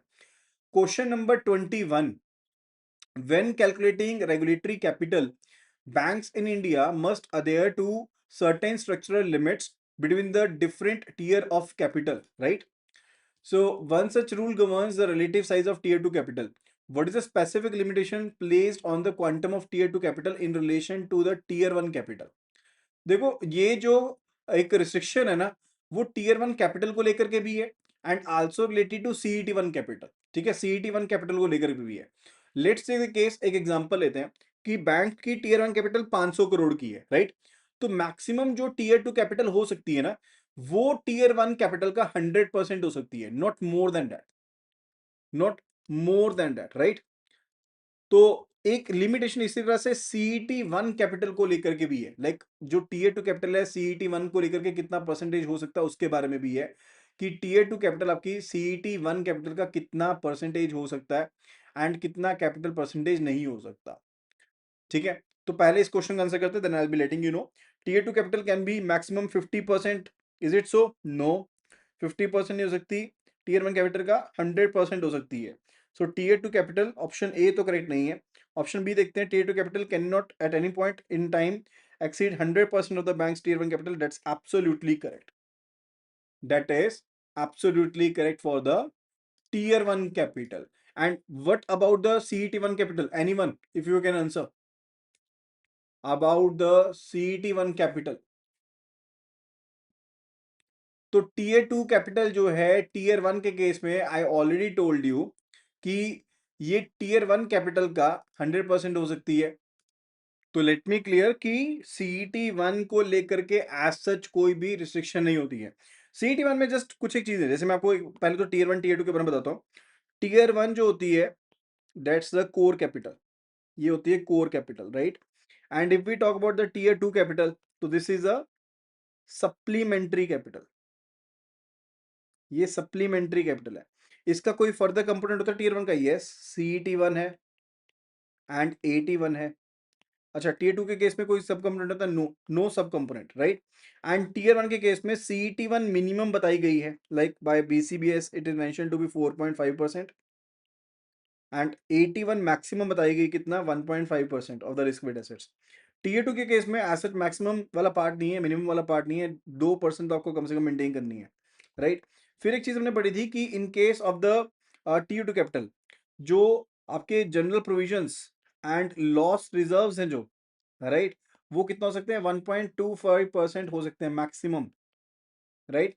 एंड टीयर 2 कैपिटल जो है that can be maximum 100% of the tier 2 capital. Clear है? So this we what we write about. So let's now jump to the question number 22। Question number 22, it says a bank is classifying its capital instruments and holds two types of preference shares, right? capital instruments को bifurcate की है, classify की है, एक PNCPS है और एक PCPS है। what is the correct classification of these two instruments within the regulatory capital tiers? तो if we are talking about the PNCPS, sorry, it is PNCPS, ये इसका जो शेयर है, शेयर प्रीमियम, राइट, ये किसका कंपोनेंट है? ये 81 का कंपोनेंट है। ये किसका कंपोनेंट है? 81 का कंपोनेंट है। If we talk about the PCPS, perpetual cumulative preference shares, या RCPS, redeemable cumulative preference shares, या RNCPS, redeemable non cumulative preference shares, these are the component of the tier 2 capital. ये tier 2 capital का component माने जाते हैं, right. पीएनसीपीएस अगर exceed कर जाए 1.5% से, एडिशनल पार्ट आएगा वो टीयर 2 में, अदरवाइज नहीं आएगा, राइट। तो पीएनसीपीएस जो है वो कंपोनेंट है टीयर 1 का, 81 का। एंड जो पीसीपीएस है वो कंपोनेंट किसका है? That's component related to tier 2 capital, right. So options पे देखते हैं, both PNCPS PCPS are classified as tier 1, no that's wrong. PNCPS is classified as additional tier 1, PCPS is classified as tier 2 capital, absolutely true, option B is the correct answer. So I hope कि आपको video आई होगी। बस first question here it says a bank's risk management team is calculating its liquidity ratios, right? And for the ratio of volatile liabilities to temporary assets divided by the earning assets to the temporary assets, they arrive at a high and positive number. तो ratio जो है volatile liabilities minus temporary assets divided by earning assets minus temporary assets, number जो है वो high है and positive है। And जो industry average है 40% का, उससे ऊपर है। What is the most precise interpretation of this finding for the bank's management? Bank की मैनेजमेंट के लिए सबसे ज्यादा जो प्रिस्क्राइब फाइंडिंग है वो क्या रहने वाली है, उसी के बारे में हमें आंसर भी पोस्ट करना है। So here are the different options in front of you and you need to mark the answer at the earliest. So जल्दी से जल्दी आंसर मार्क कर दीजिए। जो ऑप्शन ए है, it says that the banks temporary assets are more sufficient to cover its volatile liabilities, indicating a strong liquidity buffer.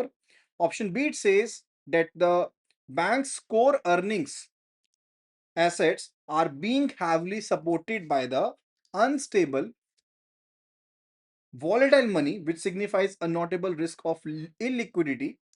Third, it says the bank is holding an excessive amount of temporary assets, which is negatively impacting its ability to generate the earnings.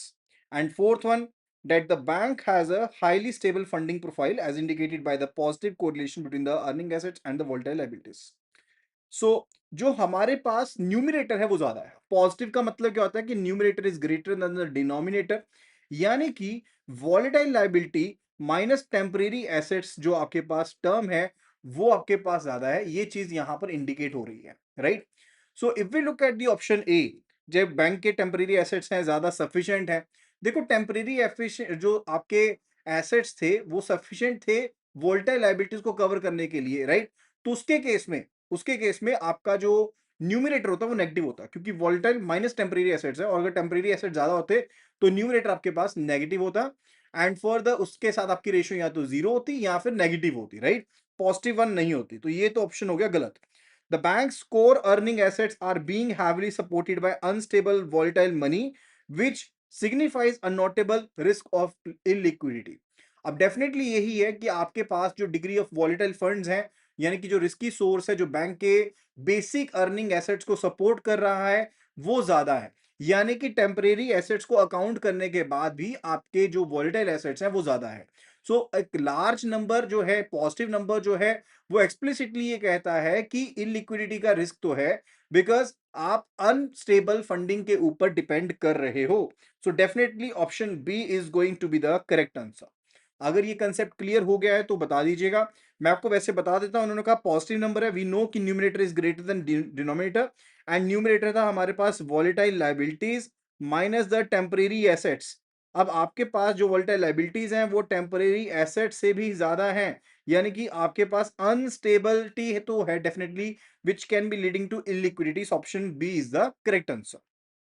Now let's move toward the question number 2, that is related to that the board of directors of a large multinational bank is reviewing its governance framework for illiquidity, for the liquidity risk.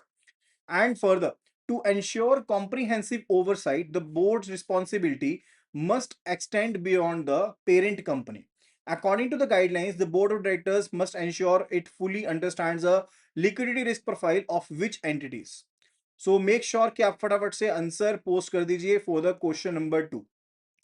So it says that all domestic branches only, so over as overseas subsidiaries are governed by their local regulatory bodies. देखिए definitely this is incorrect. जो board of director की responsibility होती है वो consolidated basis के ऊपर होती है और सभी एंटिटीज के ऊपर होती है, चाहे आपके ओवरसीज ऑपरेशंस हैं, चाहे वो उनके ऊपर लोकल रूल्स भी लागू होंगे, बट स्टिल वो बोर्ड ऑफ डायरेक्टर्स के परव्यू में आती हैं। सो ऑप्शन ए जो हो गया वो इनकरेक्ट हो गया। If we look at the option B, that all branches, subsidiaries, associates of the bank to maintain a complete and consolidated view of risk, absolutely that is correct. And यही चीज explicitly कही भी गई है कि board of directors को definitely ensure करना चाहिए कि लिक्विडिटी रिस्क पूरे के पूरे बैंक पे कंसोलिडेटेड लेवल के ऊपर क्या हो सकता है, एंड उसमें ब्रांचेस, सब्सिडरीज, एसोसिएट सब चीजें शामिल होती हैं, एंड एक holistic group level risk management के लिए काफी ज्यादा इंपॉर्टेंट है। So option B is going to be the correct answer. If we look at the option C, that only the on balance sheet positions of the bank as off balance sheet items are managed technically by the ALCO. So this is also incorrect. देखो guidelines basically क्या required होती है, that you need to identify the risk, and जो कोई भी major on balance sheet off balance sheet positions होती हैं उन्हें आइडेंटिफाई करना काफी ज्यादा जरूरी है, एंड बोर्ड ऑफ डायरेक्टर्स की ओवरऑल रिस्पॉन्सिबिलिटी बनती है, एंड जस्ट पोर्शन के ऊपर रिस्पॉन्सिबिलिटी नहीं रहती है। If we look at the option D, it says the banks main correspondent banks, ऐसा नहीं होता। आपको पूरे के पूरे जो आपका बैंक है एज होल आपको ध्यान रखना पड़ेगा। Now let's move toward the question number 3। A bank is designing its contingency fund planning to prepare for severe liquidity disruptions. The plan must be proportional to the bank's nature. जो plan है वो bank की nature के proportional होना चाहिए, that is the mandatory close over here. वो यहां पर एक मैंडेटरी क्लोज बन जाती है, right. And further, this means the scope and detail of CFP should be directly determined by which factor। तो कौन से फैक्टर्स डिटरमाइन करेंगे? देखो सीएफपी जो है वो स्ट्रेटेजीज एंड एक्शनेबल स्टेप्स के बारे में बताती है, जो इस चीज को इंश्योर करेंगे कि बैंक अपनी फंडिंग नीड्स को पूरा कर रहा है even under the stress scenarios. तो we basically do focus on maintaining the operations, and साथ के साथ हमने डिपोजिटर्स को प्रोटेक्ट भी करना है और मार्केट कॉन्फिडेंस को भी प्रिजर्व करके रखना होता है, राइट।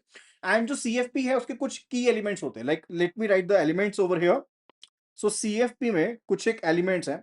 फर्स्ट जो एलिमेंट है that's basically early warning indicator, जिसको हम ईडब्ल्यूआई कहते हैं। अर्ली वार्निंग इंडिकेटर्स होते हैं, लाइक मान लो कि डिपॉजिट का विड्रॉल बहुत ज्यादा हो रहा है, या क्रेडिट रेटिंग में डाउनग्रेडिंग हो गया है, या काउंटर पार्टी रिस्क आपका काफी बढ़ गया है। एंड इसके अलावा सेकंड जो कंपोनेंट होता है that's basically related to stress scenario development. Let me write, that is related to the stress scenario development, right. अब कोई चीजें आपके पास होती हैं that which are idiosyncratic stress. One, it could be related to, इससे related question already आया भी था, that tell about the idiosyncratic जो स्ट्रेस है उसके बारे में, जो कि एक पर्टिकुलर बैंक से रिलेटेड प्रॉब्लम्स होती हैं उनको कहते हैं that is idiosyncratic stress, right, जो स्पेसिफिक है। एंड एक दूसरा होता है मार्केट वाइड स्ट्रेस, यानी कि सिस्टमिक क्राइसिस जो सभी के सभी बैंक्स के ऊपर इंपैक्ट डालेगा, that's basically said to be market wide stress, जो पूरी की पूरी मार्केट के ऊपर स्ट्रेस पड़ेगा, राइट। एंड कंबाइंड स्ट्रेस भी हो सकता है, जिसमें आइडियोसिंक्रेटिक स्ट्रेस भी होगा और मार्केट स्ट्रेस दोनों शामिल होंगे। एंड जो एक थर्ड कंपोनेंट है related to the CFB, continuancy funding planning, that is a liquidity gap analysis. अब ये मैंने आपको बताया था डिफरेंट बकेट्स होती हैं, राइट। तो उस गैप को फाइंड आउट करना भी काफी जरूरी है ओवर द टाइम होराइजन, यानी कि आपको एक पर्टिकुलर टाइम होराइजन के ऊपर स्ट्रेस सिनेरियो में इनफ्लोज एंड आउटफ्लोज को मैच करना होगा, एंड सर्वाइवल होराइजन देखना होगा कि कौन सा सर्वाइवल होराइजन है, राइट। अब फंडिंग सोर्सेज क्या हो सकते हैं, प्राइमरी सोर्स क्या होगा आपके एचक्यूएलए से, तो सोर्सेज ऑफ फंड्स सीएफपी में बताएंगे आप, दैट्स बेसिकली सेकंड पॉइंट जो है वो होता है सोर्सेज के साथ related. And third point it's related to governance, it is actually related to the governance, जो थर्ड पॉइंट है। सोर्सेज के बारे में बताता हूं। Now sources could be related to primary sources. Primary sources क्या होंगे, जहां पर हाई क्वालिटी लिक्विडिटी एसेट से आपके पास पैसा आ रहा है अपने लॉस को एब्जॉर्ब करने के लिए, फंडिंग को एब्जॉर्ब करने के लिए। या फिर सेकेंडरी सोर्स भी हो सकता है। Secondary source could be related to आपकी कमिटेड क्रेडिट लाइंस हैं, इंटरबैंक बोरोइंग्स हैं, या रेपो फैसिलिटीज आपने ले रखी हैं, वो आपकी सेकेंडरी आपके सोर्सेज हो गए, राइट। एंड थर्ड हो सकता है इमरजेंसी, लाइक जो बिल्कुल ही आपातकालीन पोजीशन में आप इस्तेमाल करेंगे, जैसे आपने सेंट्रल बैंक से एक लेंडिंग ले ली, सिक्योरिटाइजेशन के थ्रू कर लिया, या अपने एसेट्स को इवन सेल कर दिया, right. That is the case. And governance में क्या था कि clear chain of command must be there, predefined trigger points होते हैं कि सीएफपी को कब ट्रिगर करना है, daily liquidity position must be checked. And further जो फोर्थ पॉइंट है सीएफपी को लेकर के, that's basically related to the communication plan, that is related to the communication plan, यानी कि इनफॉर्मल मैनेजमेंट इन्फॉर्म करना पड़ेगा, not informal, it should be like कि we need to inform the management, risk committees को, branches को बताना पड़ेगा internally. And externally we must be having a communication with the regulators, rating agencies को convey करना पड़ेगा, जो मेजर काउंटर पार्टीज हैं उनको बताना पड़ेगा, एंड इवन मीडिया को भी बताना पड़ता है ताकि पैनिक ना हो। एंड जो भी आपका सीएफपी होगा उसको पीरियोडिक सिमुलेट करने की कोशिश करेंगे, so as to check the effectiveness of the CFP, right, that is to be done। and at least इसको एनुअली या सिग्निफिकेंट मार्केट जो चेंजेस है, रेगुलेटरी चेंजेस है, उनके हिसाब से सीएफपी को अपडेट करना चाहिए। And that is the sixth point related to it, right. And the sixth point is related to testing and the review, testing and review, right. So this is the thing related to CFP. I hope कि यहां पर CFP के बारे में तो सब point clear हो गए होंगे, ठीक है जी। अब आते हैं क्वेश्चन के ऊपर। अब क्वेश्चन में कहा गया है कि this means the scope of the details of the CFP should be directly determined by which factor, तो कौन सी चीजें डिटरमाइन करेंगे उसके बारे में बताना है। Banks short term profitability targets and annual revenue goals. देखो प्रॉफिटेबिलिटी टारगेट जो होते हैं वो बिजनेस गोल्स हैं, वो डिटर्मिनेंट नहीं है रिलेटेड टू कि आपका रिस्क मैनेजमेंट का प्लान कॉम्प्लेक्स होगा कि नहीं होगा। सीएफपी सर्वाइवल के बारे में है, प्रॉफिट मैक्सिमाइजेशन के बारे में नहीं होता है। So option A is not correct. If we look at the option B, that the bank's complexity, risk profile and the scope of operations, definitely survival mode में होता है, यानी कि एक बड़ा कॉम्प्लेक्स इंटरनेशनल बैंक जो है उसे बहुत ज्यादा डिटेल चाहिए रहेंगी rather than the small bank, local one bank, right? Because उसकी डिटेल्स उतनी कॉम्प्लेक्स होंगी। so definitely this is the correct one कि CFP के डिटर्मिनेंट फैक्टर्स यही होते हैं। so option B is the correct answer। now let's move toward the question number 4। it says the A&M support group comprised of operating staff submits a detailed report to the ALCO, that is the Asset Liability Management Committee. What is the core function of the ALM support group within the bank's liquidity governance system? तो bank के अगर liquidity governance system की बात करें तो जो आपके पास ALM support group है उसका क्या काम काज है। If we look at the option A, setting the banks overall liquidity risk tolerance, approving the risk management strategy on behalf of the board, right? तो क्या ये सही है? देखो, सेटिंग जो रिस्क टॉलरेंस को सेट करने का काम है या फिर लेट्स से स्ट्रेटजी को अप्रूव करने का काम है, वो रिस्पॉन्सिबिलिटी किसकी होती है? That is a responsibility with the board of directors. Let me write over here. So it is related to board of directors, not related to the ALM support group की तरफ से नहीं है. If we look at the option B, evaluating the overall risk faced by the banks including credit and market risk, reporting directly to the board.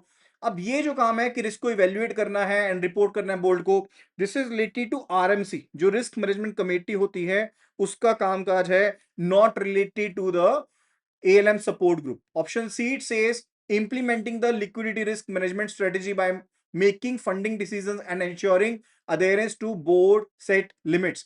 अब जो पूरा का पूरा इंप्लीमेंट काम करने का होता है वो एल्को के बारे में होता है. उसको बेसिकली एंश्योर करना पड़ता है कि रिस्क भी, आपकी जो बेसिक रिस्क से रिलेटेड जो पॉलिसीज हैं वो भी इंप्लीमेंट हो जाए, और साथ के साथ जो आपके प्लान है ओवरऑल, राइट, आपकी स्ट्रेटेजी को लेकर के वो भी इंप्लीमेंट हो जाए. सो वो एल्को का काम है, that's related to ALCO, right, asset liability management committee का काम है, राइट, जिसमें बेसिकली बैंक की टॉप मैनेजमेंट शामिल होती है. And if we look at the option D, that analyzing the liquidity risk profile and preparing the forecast. अब ये कामकाज किसका होता है? That is actually related with whom, right? So that is actually related with the ALM support group, यानी कि simulation करना, forecast करना एंड रिकमेंडेशन जो एक्शंस होते हैं उनको एल्को को बताना, ये सारा कामकाज होता है एएलएम सपोर्ट ग्रुप का कामकाज होता है. So option D is absolutely the correct answer for question number 4. After that, it's the question number 5.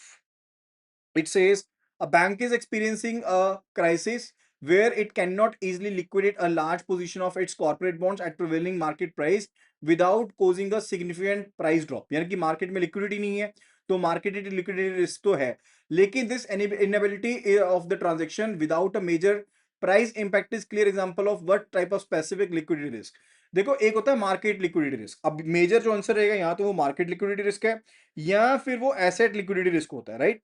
No, asset liquidity risk is something related to जब कोई स्पेसिफिक एसेट आप डाइल्यूट नहीं कर पा रहे हो, मार्केट में सेल नहीं कर पा रहे हो at the reasonable price. But when we are talking about कि पूरी की पूरी मार्केट में अभी स्लो डाउन चल रहा है, जिसकी वजह से आप रीजनेबल प्राइस के ऊपर सेल कर ही नहीं पा रहे हो, एंड अल्टीमेटली अगर आप बेचने जाते हो एंड उससे और ज्यादा प्राइस ड्रॉप हो जाएगा बिकॉज डिमांड है ही नहीं मार्केट में, right, and supply is there. So answer तो डायरेक्टली मेरा होने वाला है ऑप्शन बी. ये चीज तो क्लियर हो गई है. But what about the funding liquidity risk? Funding liquidity risk क्या होता है?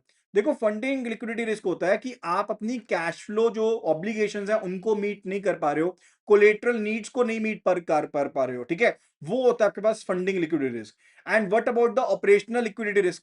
ऑपरेशनल एंड कंटिजेंसी जो लिक्विडिटी रिस्क होते हैं ना, वो बेसिकली बैंक की बेसिकली लिक्विडिटी को मैनेज करने के लिए होते हैं, राइट, एंड वो अलग तरह के बेसिक रिस्क नहीं है, like funding and market risk की तरह नहीं है, right? So that's not the part of it. So option B is the correct answer. Now let's move toward the question number 6. An Indian bank's international division is centralizing its monitoring system for overseas operations. A key rule they must enforce relates to maturity mismatches across the currencies. जो आपके currency मिसमैचेस हैं across the different currencies, वो देख रहे हैं, वो maturity mismatches. Which of the following practices is explicitly forbidden by the guidelines? किस चीज के बारे में बिल्कुल मनाही है एज पर द गाइडलाइंस, उसके बारे में we need to answer, right? तो option A it says establishing any limits on maturity mismatches. Establishing any limits on maturity mismatches the currencies that constitute less than 10% of the overseas balance sheet.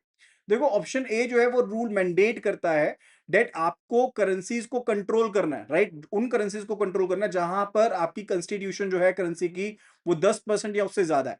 लेकिन वो forbid नहीं करता, like अगर bank stricter control लगाना चाहते हैं and मान लो किसी करेंसी की कंपोजिशन 10% से कम भी है एंड उसके लिए अगर आप उसको मैनेज करना चाहते हो, करेंसी के मैच्योरिटी मिसमैच को कवर करना चाहते हो, सो इट्स नॉट फॉरबिडन, वो मनाही ही नहीं है. So option A is not correct, ठीक है, option A is not correct.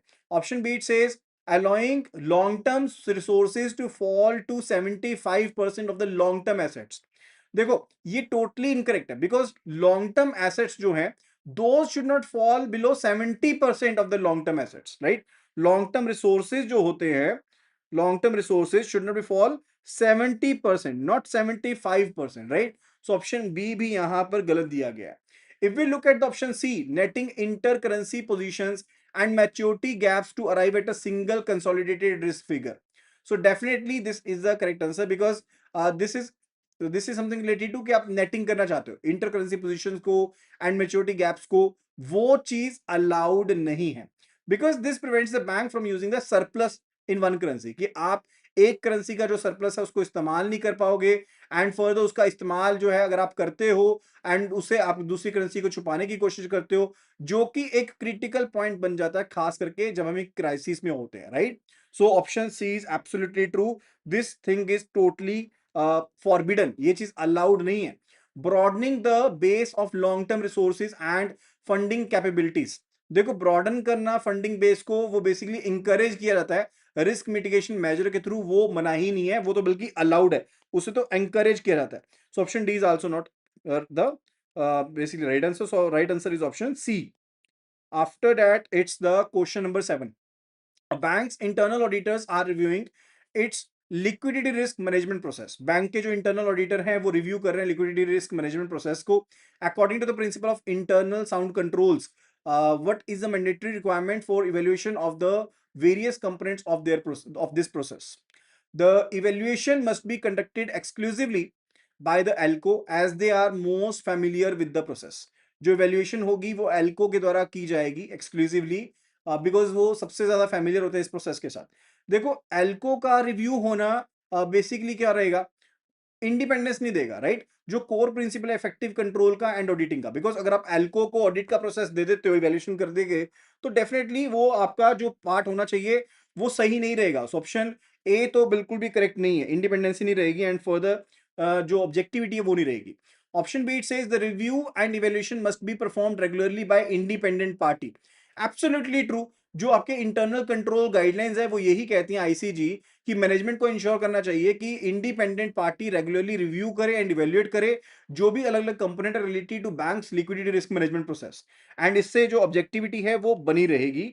So this is very much required. Option B is absolutely the correct answer. If I look at the option C, which says the evaluation should occur only after the liquidity crisis, that would be a reactive approach, not the proactive approach. But we are looking for proactive approach, right? So option C is neither right, right? And for the option D, the review must be limited to aspects covered in the statement of structural liquidity submitted to the Reserve Bank of India. देखो internal review जो होता है वो comprehensive होता है and वो bank के सभी फ्रेमवर्क्स को कंपोनेंट्स को कवर करता है, जो कि एक ब्रॉडर कंसेप्ट है, सिर्फ और सिर्फ रेगुलेटरी रिपोर्टिंग स्टेटमेंट की तरह नहीं होता, right? That's basically a broader concept, right? So that basically nothing to do with it. So option D is also not correct. ठीक है जी, so that will be related, it's option D जो है that is also the wrong answer. अच्छा एक चीज बताइए, जो ये स्ट्रक्चरल लिक्विडिटी स्टेटमेंट बताई गई है ये क्या होती है? एनीवन अगर किसी को भी पता है इसकी क्या फ्रीक्वेंसी है और क्या स्टेटमेंट होती है, इसके बारे में I want to tell you about this. देखो इसको हम क्या कहते हैं, वी से टू बी एसएसएल। एसएसएल इसको कहते हैं। एसएसएल का मतलब क्या होता है? This is statement of structural liquidity. एक मैंडेटरी रिपोर्ट है जो हर एक बैंक को सबमिट करनी पड़ेगी रिजर्व बैंक ऑफ इंडिया को, एंड ये लिक्विडिटी रिस्क मैनेजमेंट फ्रेमवर्क के अंदर सबमिट करनी पड़ती है। यहां पर आप मैच्योरिटी वाइज डिस्ट्रीब्यूशन बताते हो, यानी कि बैंक के जो भी कैश इनफ्लोज हैं जो भी कैश आउटफ्लोज हैं उनकी मैच्योरिटी वाइज डिस्ट्रीब्यूशन बताते हो under the different buckets. Time buckets होती है अलग अलग। Let's say we are working for time horizon of 1 to 14 day, तो आज हो गया फर्स्ट डे, तो एक दिन से लेकर के 14 दिन तक हमारे पास जो भी पैसा आने वाला वो हो जाएगा कैश इनफ्लो, एंड जो भी पैसा जाने वाला वो हो जाएगा कैश आउटफ्लो। तो अब आप देखोगे कि आपके पास नेट इनफ्लो आउटफ्लो क्या है, इज इट पॉजिटिव और नेगेटिव?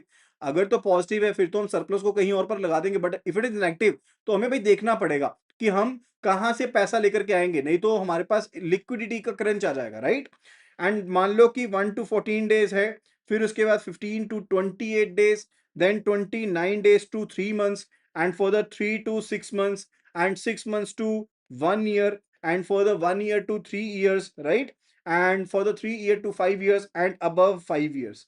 तो ये डिफरेंट आपके पास टाइम बकेट्स होती हैं, राइट? एंड इसमें अलग अलग आपके पास मनी होती है जिसको आपको मैच करना होता है, एंड इनसे रिलेटेड टॉलरेंस लिमिट भी दी गई, जैसे 1 to 14 डेज के लिए टॉलरेंस लिमिट जो है दैट इज जो आपके पास नेट मिसमैच है, नेगेटिव मिसमैच है, that must be lesser than or equal to 20% for negative mismatch I am talking about, right? And same goes for the same goes for the 15 to 28 days windows. इसके लिए भी जो आपके पास mismatch है 20% negative mismatch होना चाहिए, should not be more than that, इससे ज्यादा का मिसमैच नहीं होना चाहिए। तो एसएसएल जो होती है वो करेंसी वाइज प्रिपेयर की जाती है एंड बैंक के लिए कंसोलिडेटेड होती है एंड जनरली इस बकेट के लिए होती है and other buckets are being monitored by the intern ALCO control, वो एल्को के द्वारा मैनेज होती है, राइट। जो फर्स्ट टू बकेट्स होती हैं वो basically hard RBI mismatch limits को मैच करना पड़ता है एंड जो बाकी बकेट्स हैं यानी कि जो पहली दो बकेट्स हैं ये आरबीआई के हिसाब से चलेंगी एंड जो बाकी बकेट्स हैं वो उनको एएलएम एल्को जो है कंट्रोल कर सकता है, राइट। एंड ये जो एसएसएल है इसको प्रिपेयर कौन करेगा? जो आपके पास ये एसएसएल है यानी कि जो स्टेटमेंट ऑफ स्ट्रक्चरल लिक्विडिटी है इसको कौन प्रिपेयर करेगा? This is being prepared by the ALM support group, right. जो एएलएम सपोर्ट ग्रुप है ना वो एसएसएल को प्रिपेयर करता है, ठीक है। एंड बेसिस क्या होता है? This is based on the residual maturity, चाहे वो ऑफ बैलेंस शीट है चाहे ऑन बैलेंस शीट आइटम है, आप रेजिडुअल मेच्योरिटी के बेस पर बनाते हो एंड मंथली बेसिस के ऊपर this statement is to be prepared and RBI का प्रिस्क्राइब टेम्पलेट है एएलएम की गाइडलाइंस के हिसाब से एंड आप डिपार्टमेंट ऑफ बैंकिंग सुपरविजन को ये सबमिट करते हो, राइट, मंथली बेसिस के ऊपर, राइट। करेंसी वाइज रिपोर्टिंग होती है, कोई भी नेटिंग आप नहीं करते हो मिसमैचेस के related across the currencies, that is not to be done. And further SSL data जो होता है वो बेसिकली बेस बनता है under the liquidity stress scenarios, right. And SSL जो कॉम्प्लीमेंट करता है किसको? बेसल 3 की जो एलसीआर है लिक्विडिटी कवरेज रेशियो की मॉनिटरिंग को वो कॉम्प्लीमेंट करता है इसको, यानी कि एलसीआर के साथ इंटीग्रेट किया जाता है। So that's all about the SSL, right.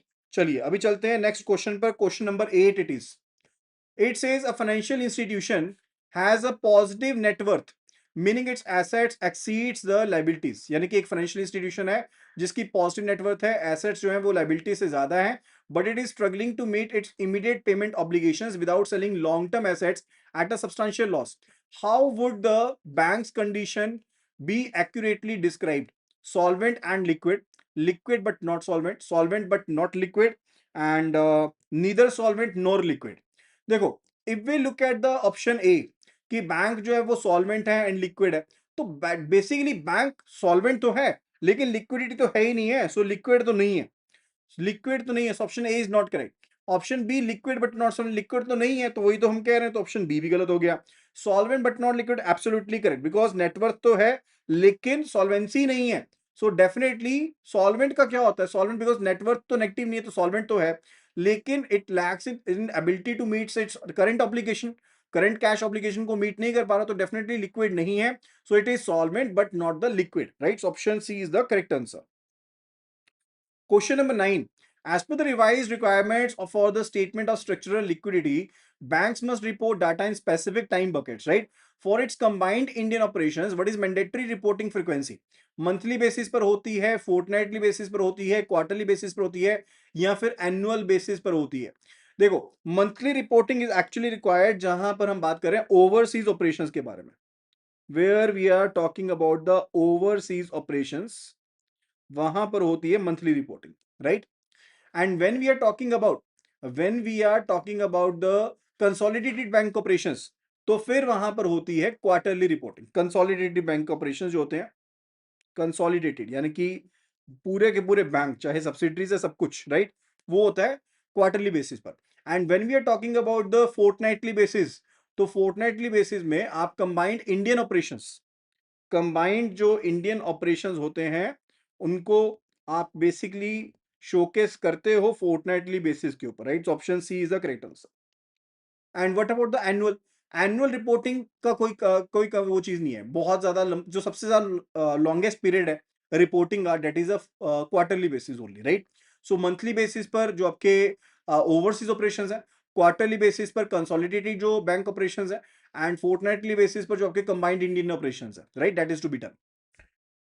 Question number 10 पर चलते हैं। It says a banks management is defining its liquidity risk tolerance besides setting tolerance levels for the maturity mismatches, the guidelines suggest another method for expressing this tolerance.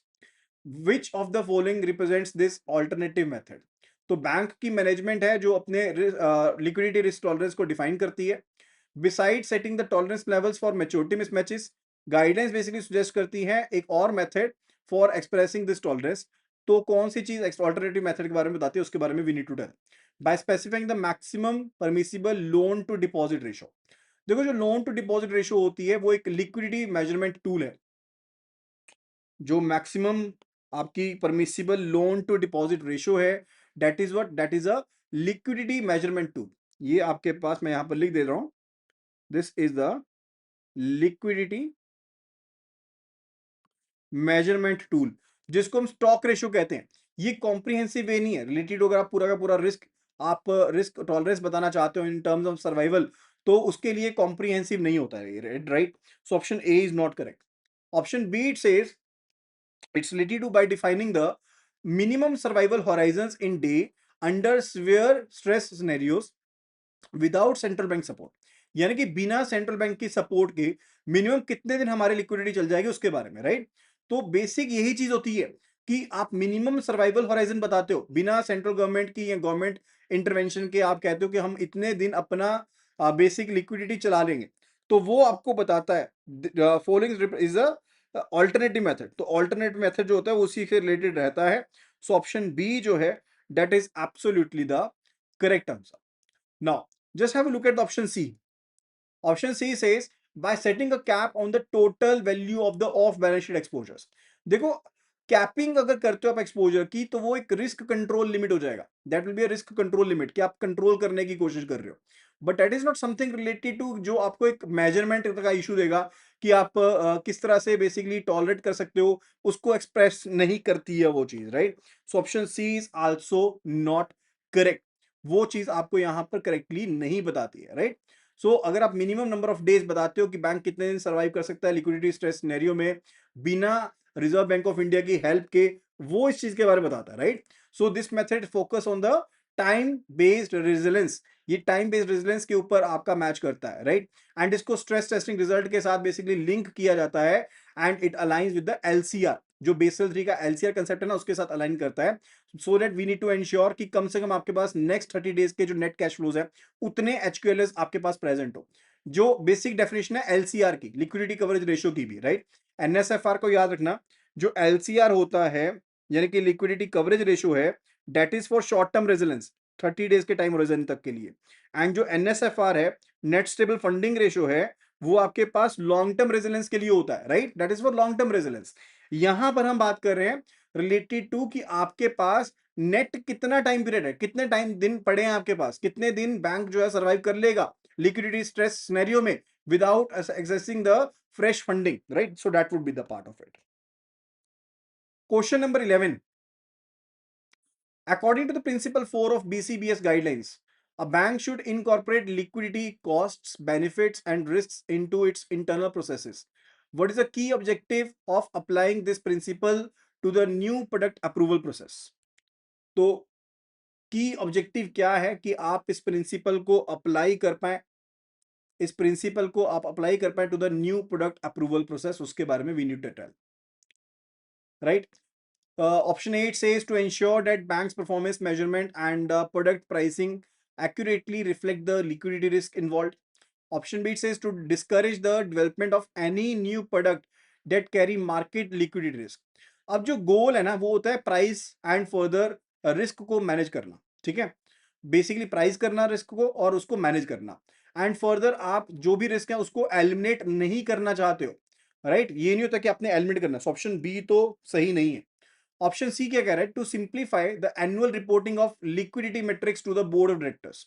देखो definitely it is basically required कि आप जो information of quality है, quality की information उसको improve करना चाहते हो, लेकिन प्राइमरी गोल सिर्फ और सिर्फ सिंप्लीफिकेशन नहीं है रिपोर्टिंग की, राइट। आप better risk adjusted decision making करना चाहते हो। Option C is also not the correct. Option D, it says to mandate that all the new products are exclusively funding by long-term stable sources. देखो principal basically जो है that basically calls for the accounting for the risk, यानी कि जो भी different funding sources से risk आ रहा है उसके बारे में ये मैंडेट नहीं कर रहा कि आप सिंगल टाइप ऑफ जो फंडिंग है उसका इस्तेमाल करो नए प्रोडक्ट्स के लिए। So option D is somewhat not relatable to this particular part, right. वो उससे रिलेटेड नहीं है, वो उसके साथ रिलेटेड नहीं है। सो प्रिंसिपल 4 जो है वो क्या कहता है, that basically to ensure that हर जो भी नया प्रोडक्ट है, सर्विस है, उसको इवेल्युएट किया जाए so that we can have a look at कि उसका क्या इंपैक्ट है बैंक की लिक्विडिटी के ऊपर, लाइक बिफोर लॉन्च प्रोफाइल के ऊपर क्या इंपैक्ट पड़ता है, ताकि जो हिडन फंडिंग स्ट्रेन्स हैं या स्ट्रक्चरल मिसमैचेस हैं उनको हम अवॉइड कर पाए। क्योंकि बहुत से प्रोडक्ट ऐसे होते हैं जो बेसिकली आपके long term illiquid assets को क्रिएट कर सकते हैं, which may be funded by the short term liabilities, जो शॉर्ट टर्म लाइबिलिटी से फंडेड हो। अब उससे बेसिकली मैच्योरिटी ट्रांसफॉर्मेशन रिस्क पैदा हो सकता है, एंड डेफिनेटली ये भी हो सकता है कि कंटिजेंट फंडिंग पैदा हो जाए in case of stress over there. अब अगर आप अर्ली एनालिसिस नहीं करते हो तो प्रोडक्ट जो है वो आपके लिक्विडिटी बफर्स को और ज्यादा खराब कर सकता है, एंड आपकी जो रिस्क लिमिट्स हैं उनको भी ब्रीच कर सकता है, right. So that is a major part. So answer जो है यहां पर that is going to be option A, ठीक है। बिकॉज प्रिंसिपल 4 जो है that directly links with the incorporation of the liquidity cost, benefits and risk जो है इंटरनल प्राइसिंग में हम उसको इंप्लीमेंट कर, right. Internal pricing, performance measurement and new product approval process उसके साथ रिलेटेड है। So that we need to ensure कि जो प्रोडक्ट की प्रॉफिटेबिलिटी है वो ओवर स्टेटेड नहीं है, यानी कि जो भी उसकी कॉस्ट है उसके बारे में हम पता लगा ले, एंड उसका क्या इंपैक्ट पड़ेगा बैंक की परफॉर्मेंस के ऊपर उसको भी देख ले, right. So that's a major part. Question number 12 it is. The results of a bank's liquidity stress tests indicate a significant vulnerability with the bank's survival horizon falling below its established risk tolerance. What is the immediate and mandatory reporting action the bank must take? तो bank के जो liquidity stress test है वो indicate करते हैं कि vulnerability तो है अभी, एंड बैंक का जो सर्वाइवल होराइजन है वो बेसिकली कम हो गया। सर्वाइवल होराइजन का मतलब क्या है, वही चीज कि कितने दिन हमारे पास लिक्विडिटी रहेगी, कितने दिन हम चल सकते हैं बिना किसी आउटसाइडर की हेल्प के, even reserve Bank of India की हेल्प के बिना, गवर्नमेंट की इंटरवेंशन के बिना कितने दिन चल सकते हैं। अब वो जो रिस्क टॉलरेंस आपने सेट किया था, लेट से आपने सेट किया था 30 डेज का, अब आपके पास लिक्विडिटी रहेगी सिर्फ 20 दिन की या 15 दिन की, राइट, इतनी रहेगी है। तो immediate and mandatory reporting action क्या होगा? ALCO must document the result and develop a remedial plan for the next quarterly review. देखो, अब बेसिकली क्या है, अगर आप नेक्स्ट क्वार्टरली रिव्यू की वेट करते रहोगे वो तो इमीडिएट नहीं हुआ, वो तो बेसिकली अर्जेंसी जो चाहिए उसको ही खत्म कर दिया, तो ऑप्शन ए तो गलत हो गया। Option B says the findings must be discussed with the bank's largest depositors to reassure them, कि सबसे बड़े डिपॉजिटर के साथ आप तालमेल बिठाओ। अब ये जो अगर आप एक्शन ऐसा करते हो ना वो तो पैनिक क्रिएट कर देगा, एंड वो रेगुलेटरी स्टेप तो नहीं है, ठीक है। डिस्क्रिशन प्रॉपर चैनल जो होती है वो रिक्वायर्ड होती है, सो ऑप्शन बी तो करेक्ट नहीं है। Option she says the results and an immediate action plan must be reported to the board and the Reserve Bank of India must be informed. This is to be done. अब guideline बहुत simple सी हैं, बहुत specific सी हैं, यानी कि अगर स्ट्रेस टेस्ट आपको वल्नरेबिलिटी इंडिकेट करते हैं so that must be reported to the board of directors, and जो प्लान है वो चार्ट आउट करना चाहिए साथ के साथ ही। एंड फर्दर मोर जो डिपार्टमेंट फॉर बैंकिंग सुपरविजन है central office Reserve Bank of India का, उसको भी इन्फॉर्म करना होता है immediately related to such cases, that is even required, right. So option जो आपके पास है यहां पर C, definitely that would be the correct answer for this particular question. Clear है चीज? So that will be all related to this video. I hope कि आपको ये सब चीजें क्लियर हो गई होंगी एंड इनका सच का आपने अच्छे से समझा होगा। अगर आपको वीडियो क्लियर हुई है एंड वीडियो पसंद आई है तो वीडियो को लाइक जरूर कीजिएगा और वीडियो को शेयर जरूर कीजिएगा। कंप्लीट कोर्स सीआईबी का हम प्रोवाइड कर रहे हैं, वीडियो क्वेश्चंस का पैक है वो आपको प्रोवाइड कर रहे हैं, फ्री ऑफ कॉस्ट अवेलेबल है हमारी एप्लीकेशन में। सिंपली आपको लिखना है सीआईबी फ्री कोर्स और उसे व्हाट्सएप करना है इस नंबर के ऊपर 8360944207 के ऊपर, and I will be sharing all the details with you. So that will be all. Thank you so much and see you again in the next video. Happy learning.